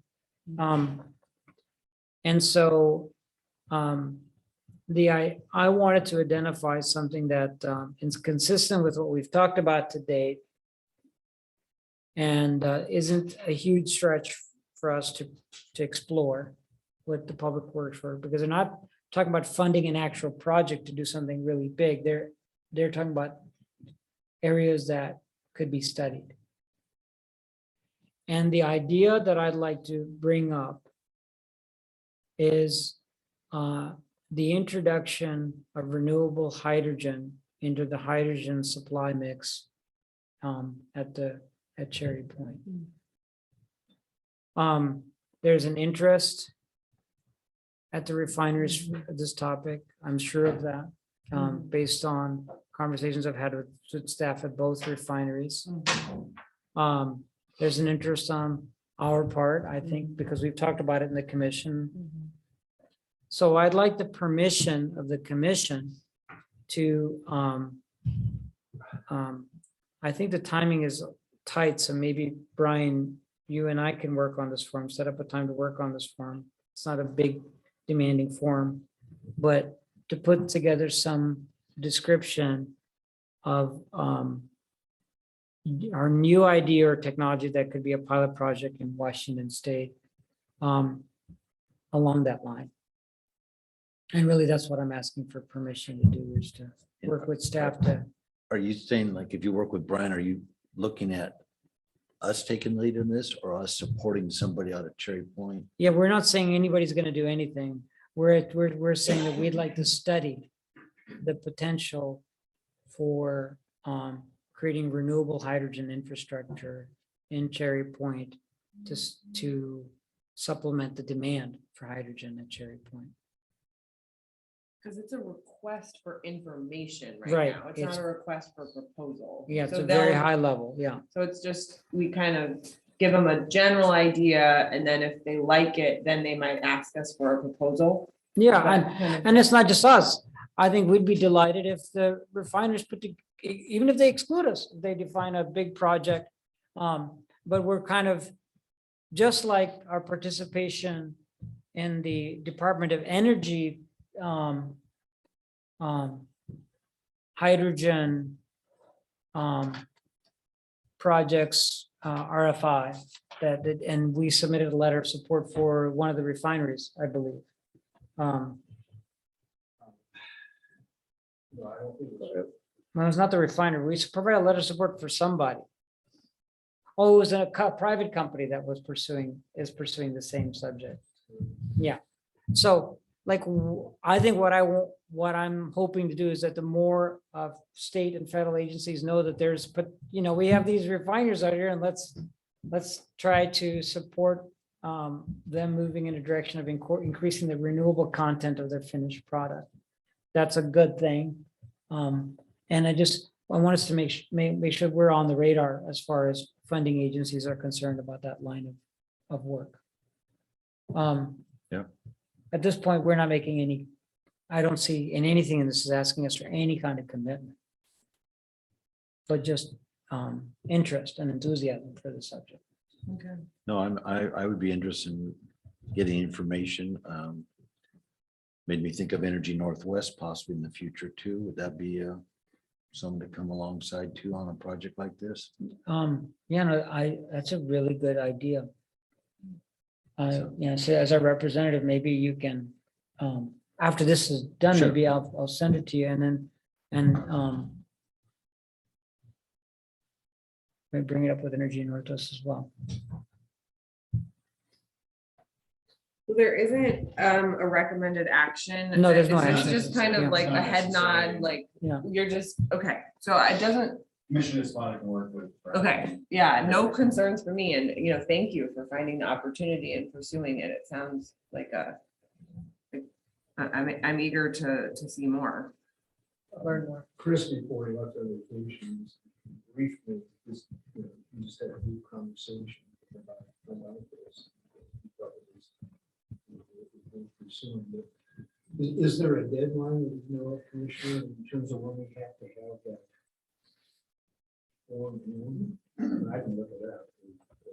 Yeah, I know, but it'd be great to resolve it right now. Let me just, I think I have it here.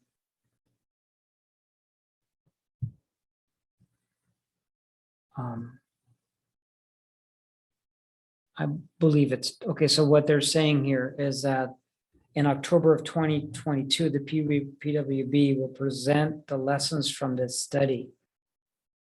So they're saying our first step is listen to our partners and stakeholders, give us feedback on what barriers you face getting innovative infrastructure in your community, reach out and talk to the team. And so I think that assuming that they're going to compile the responses and get back to us in October, I think it's probably already on the late side for us to respond.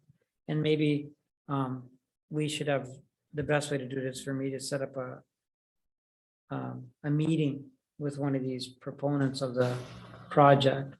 I mean, a staff at Commerce for us to figure out how to provide the input to the form. Maybe we can just set up a meeting with them first and then soon though. And then, and you know Chris's schedule and all that, so yeah. Good to have. But I think you and I should do that probably, yeah. So maybe if you get back to me on times you have available later in the week, that'd be great. And then I'll work within those constraints to set up a meeting.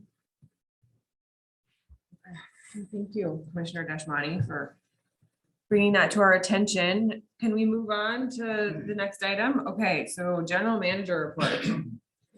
Just have a few items, and I'll try to be brief, Commissioners.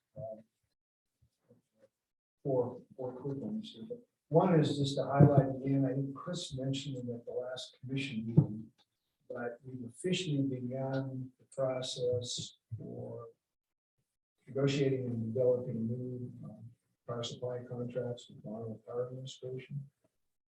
With the end goal, Bonneville will be offering us new contracts in fall of 2025. Seems like a long ways off, but it's quite an involved process. The start of it is a series of workshops on different topics that lay the groundwork for the contracts. But one of the key issues for us would be the methodology by which they determine how much allocation the Bonneville for the power system each public utility will get going forward.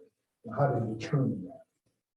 And that's a big issue for us in terms of the size and the piece of the pie that we get. But there's a number of other issues as well, complicated by electrification and all that's going on with the state clean energy legislation.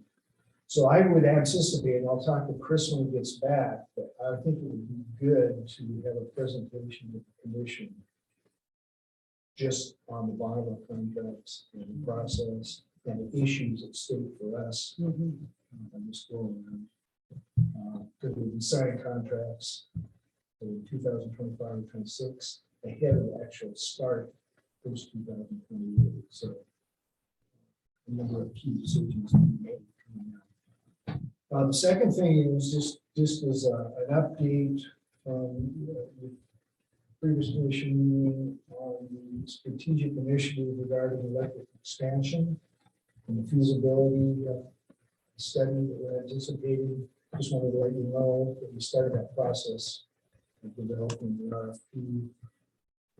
Chris, when he gets back, finish that up. And then information from you. So that process is underway. Third thing is just a note again, I guess, the public records request by Mr. Humphreys is still ongoing, and in terms of expenses to do, we're now around $12,000. That's the tab is doing. And the final thing we've already touched on is just the supply chain disruptions.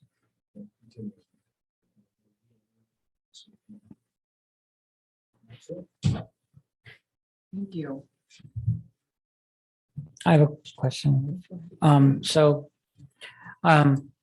The public comment we had this morning, combined with some thoughts about some of the other things we have going on, the thought of Canadian supply comes to mind again for me, of electricity. And I'm just wondering if we've, if that's something we're thinking of. And it's relevant to regardless of who's supplying the customers in Whatcom County. You know, what brought this up is that this effort to prevent high voltage lines could stand in the way if there's needs infrastructure to be built to, I mean, like, well, we're getting back from Bonneville very clearly. And I can say this as an elected, I can say stupid things easier than maybe than staff can. So forgive me for that, but I'm enjoying this moment right now. Well, I'm getting very clearly from Bonneville that, yeah, you know, good luck with industrial supply. If it's big, I'm getting that feeling from Bonneville that, you know, you want us to stand on our own 2 feet, so we're gonna sell more electricity in California. What do you expect us to do? So that's an oversimplification. So for new power supply needs, whether it's for industrial purposes and others, it would certainly make sense for us to have conversations, regardless of who's having the all the utilities in this community, to have conversations with the Canadians about supply. And I want to know if we're having any of those conversations, and whether it's something we can have. And if we can have it, I'd like us to see us do it, both as a combination of, I don't know, Columbia. I don't know if there's a way to loop that into Columbia River Treaty conversations or not. Why not make something complicated even more complicated? As a joke, but I mean, I want to ask about Canadian supply of bulk electricity for industrial or other needs, and see if that's a dialogue that's being considered, or if we're open to it, and why or why not.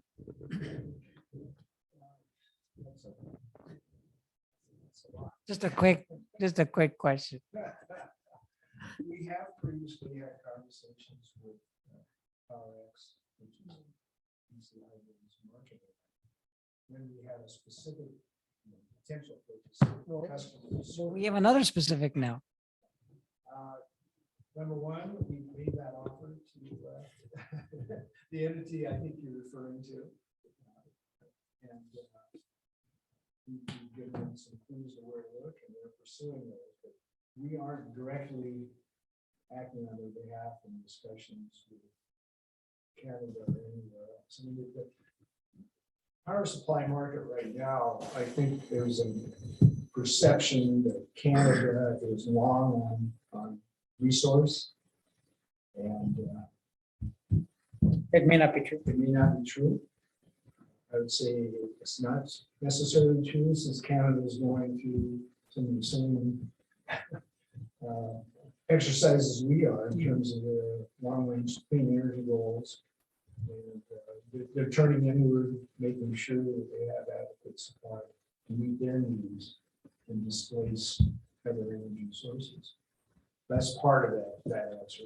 But there's always the opportunity to do bilateral contracts, negotiations, it's approved, power, and they're one of the actors, but it's only one of them.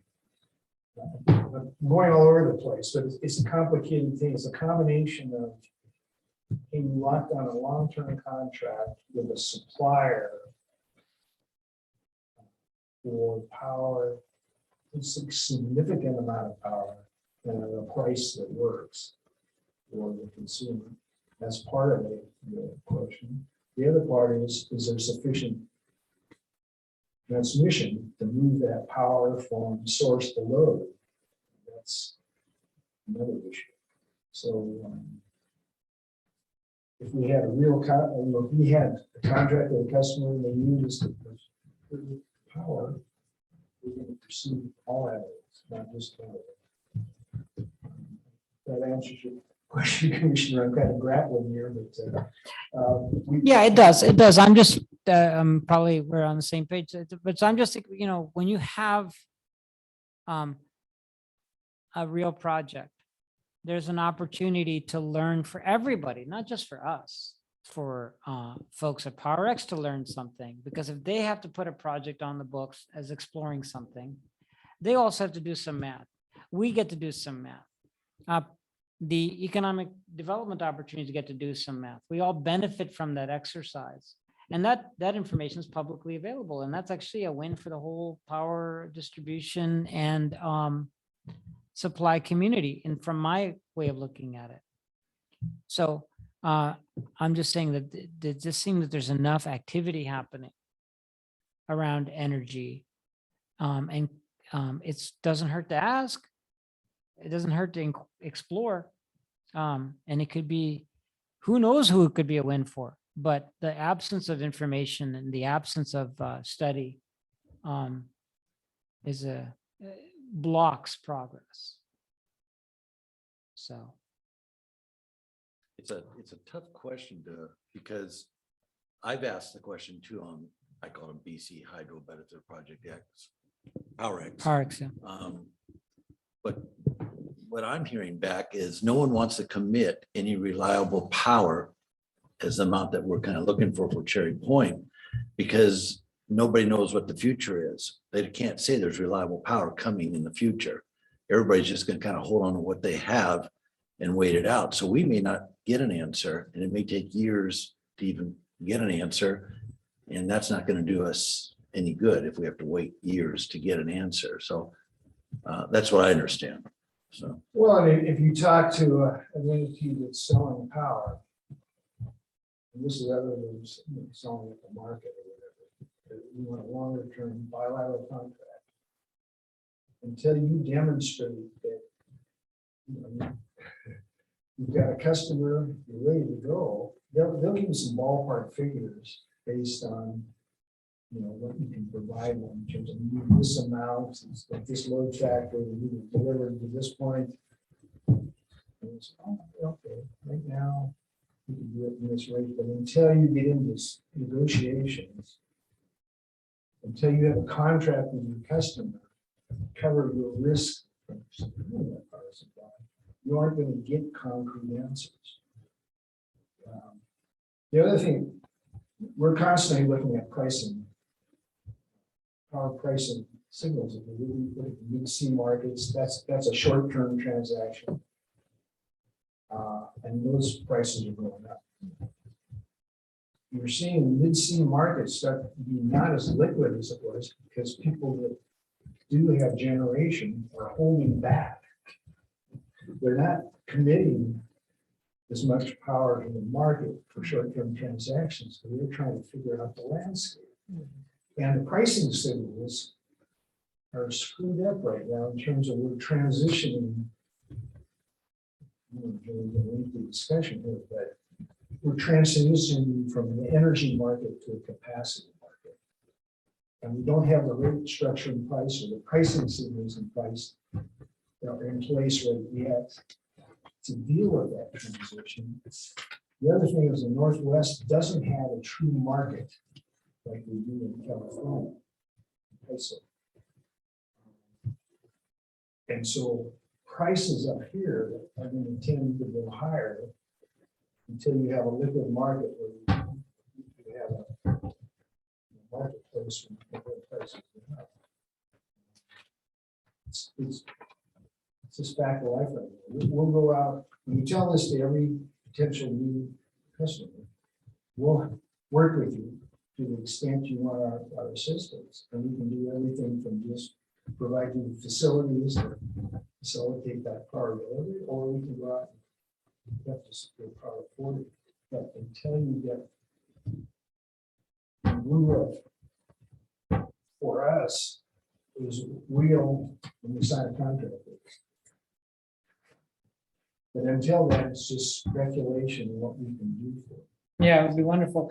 I mean, but then having run a business, and knowing what it takes to raise money and how difficult it is to raise money, and you make commitments and promises, it's also unrealistic request on the private sector quite often. Tests for the private sector participants to say, yeah, we're a high growth company and we're coming to you to build a plant that we plan to launch in 5 years from now. And we're raising money now and we're claiming to be high growth, but yet we're not going to, we know it takes time to secure supply agreements, to build infrastructure, then to build a plant after we do all of that. And we're planning 5 years out. Well, that 5 years out start of production is not consistent with high growth, you know? So this is the kind of, I mean, we're asking for something that also is a little bit unobtainable too, from the private sector. I think you pointed a real good issue. Like utilities are not, what's the word I want to use? Respond quickly. They're not nimble like the market is, or, you know. And I would argue we can't be nimble because there's, what keeps nimble from happening is NIMBY. So there, you know, you can't be nimble if there's NIMBY. Yeah, so and that's, I'm not criticizing that either. That's there for a reason too, that needing to, you had to build transmission lines, so the communities have to buy into that. That takes years too, so. That's the rub. Yeah. It's very difficult to turn the ship rapidly. Yeah.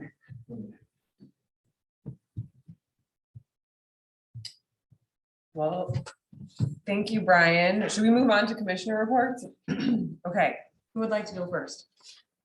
If you're looking at me, I guess that's me, huh? I attended the Waputta governance meeting. The meeting was basically dedicated, a person from the office of the Attorney Generals came and talked about the hybrid public meetings starting to open back up again.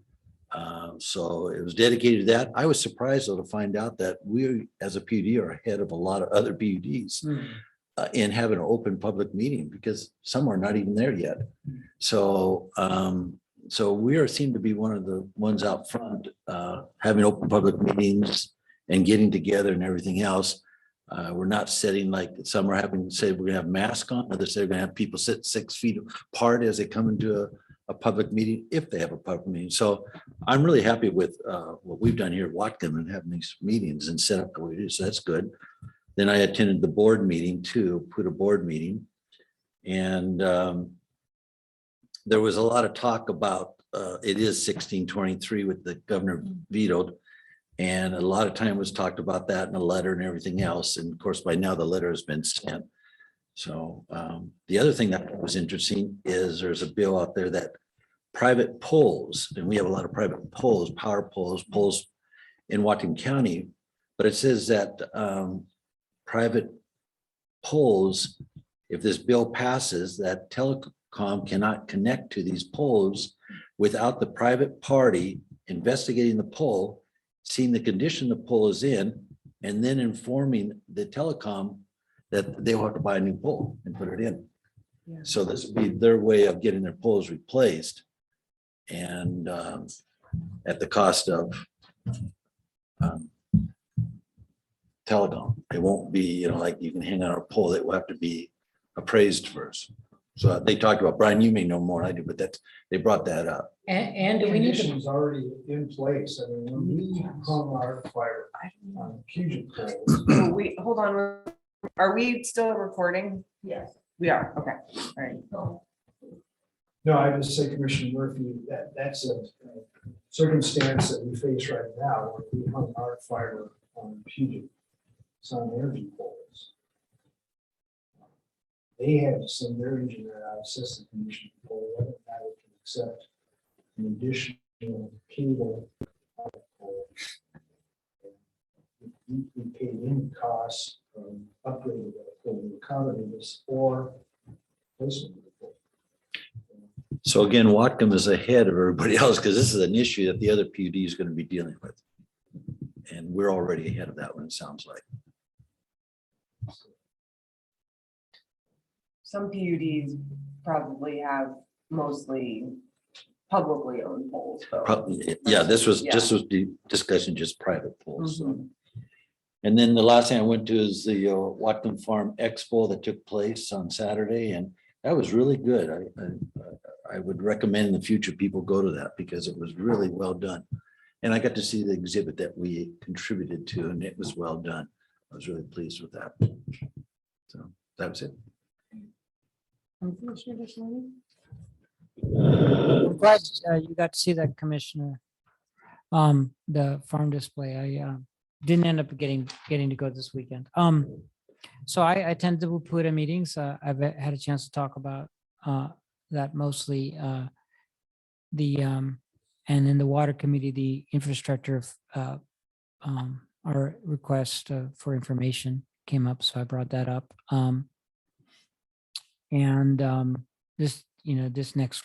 This week is Watershed Management Board meetings and EDI tomorrow.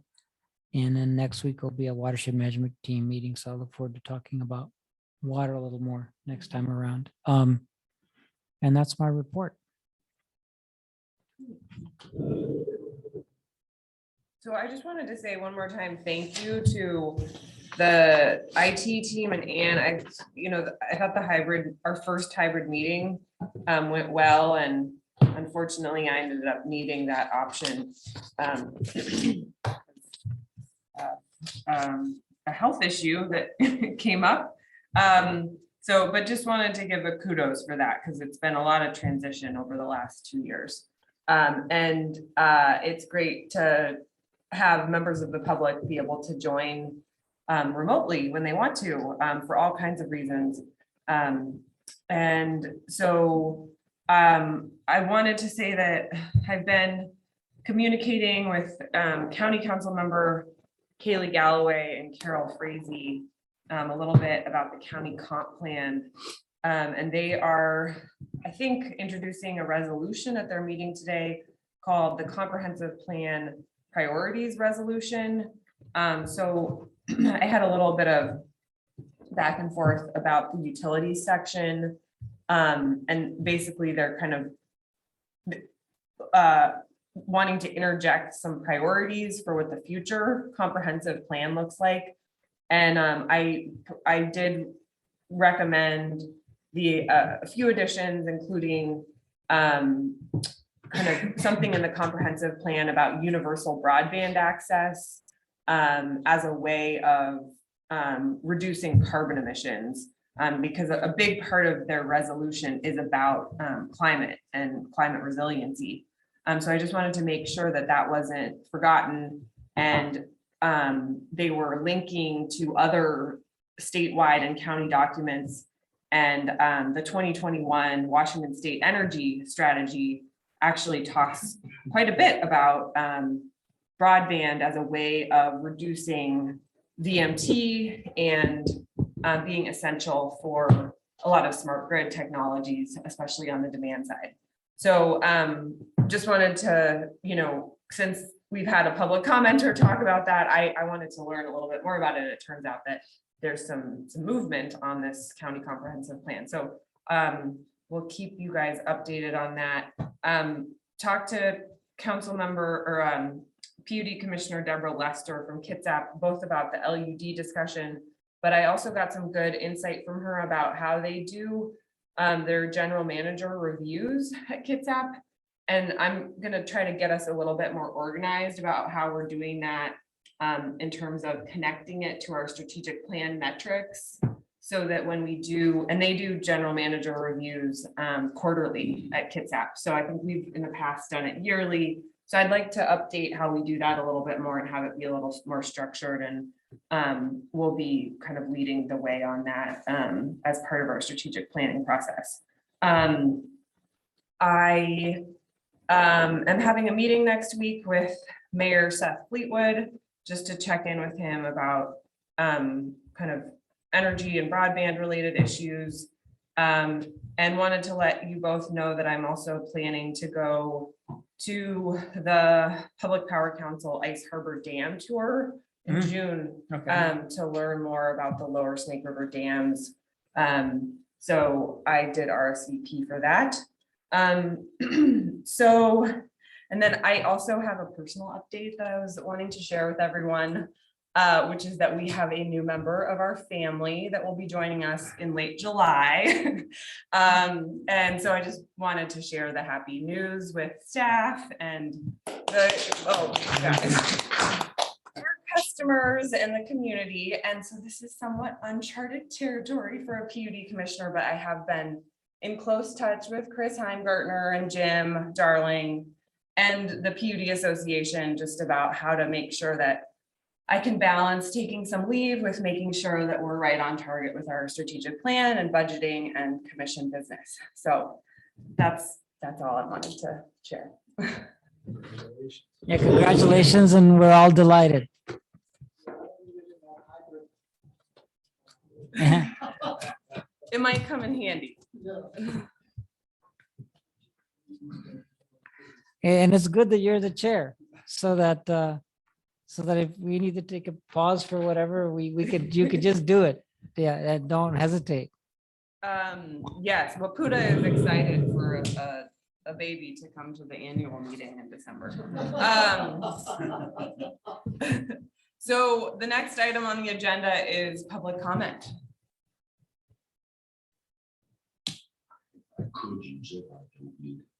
It's fine. Yeah, that's what it's here for. Appreciate.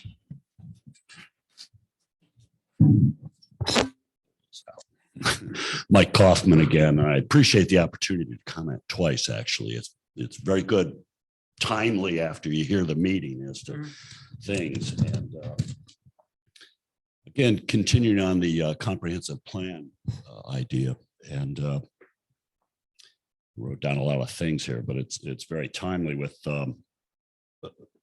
carrying on with the NOPE initiative that we did and what the outcome of that.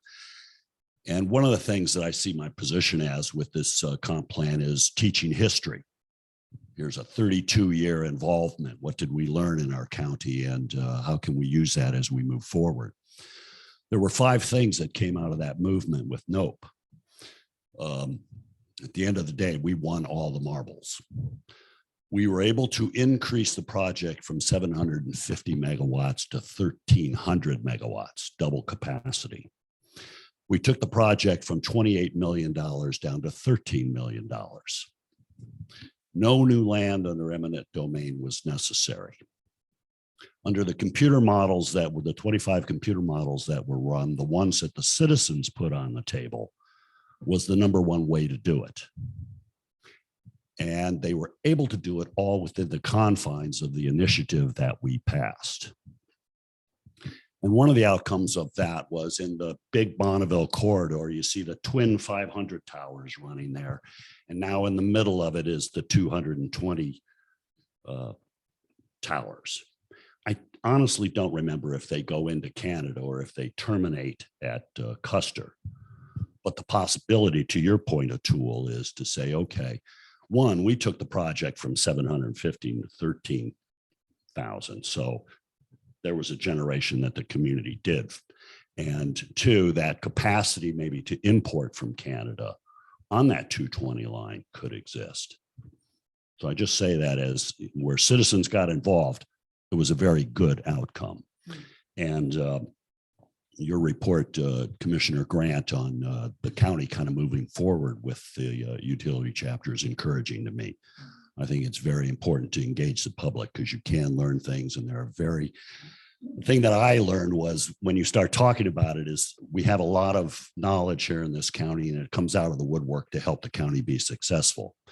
And I see this utility chapter as helping the PUD be successful and move forward. We were a leader at that time in that, as Commissioner Murphy just spoke about, the ways that we're kind of leading on certain things. We can lead in this county and we have and we should. One other thing, just briefly, was during the gas issue, BP proposed a generator, a cogeneration station. They're burning fuel to heat the plant. They were able, off a cogeneration system that they had designed, to supply electricity with excess and create the fuel for the PUD, for the refinery.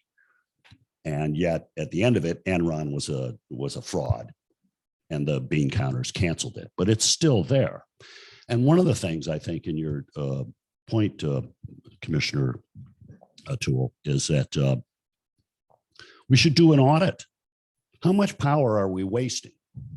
If BP is burning a 20-inch main to supply their operations, what other things could we do with that? Oh, we could do a generation and have excess power. Duh. You know, that makes perfect sense to me. And so I just put that out there as an example of something that maybe we can do as a county to help supplement our generation that we're already using, energy that we're already using. And, out of all the notes, final thing. You're working on your strategic plan. And I see an opportunity there for the PUD as one of your long-term visions to mention, is that to help implement the policies and goals of the comprehensive plan where applicable to the things that the PUD are doing. So if you create a robust discussion at the beginning about ideas around utilities, I deal with utilities, not the water issues per se, but that's another issue there, that at the end of the day, you have a robust and a very comprehensive utility plan that the PUD can help implement the visions of the community. I'll leave it there. Thank you very much for your time.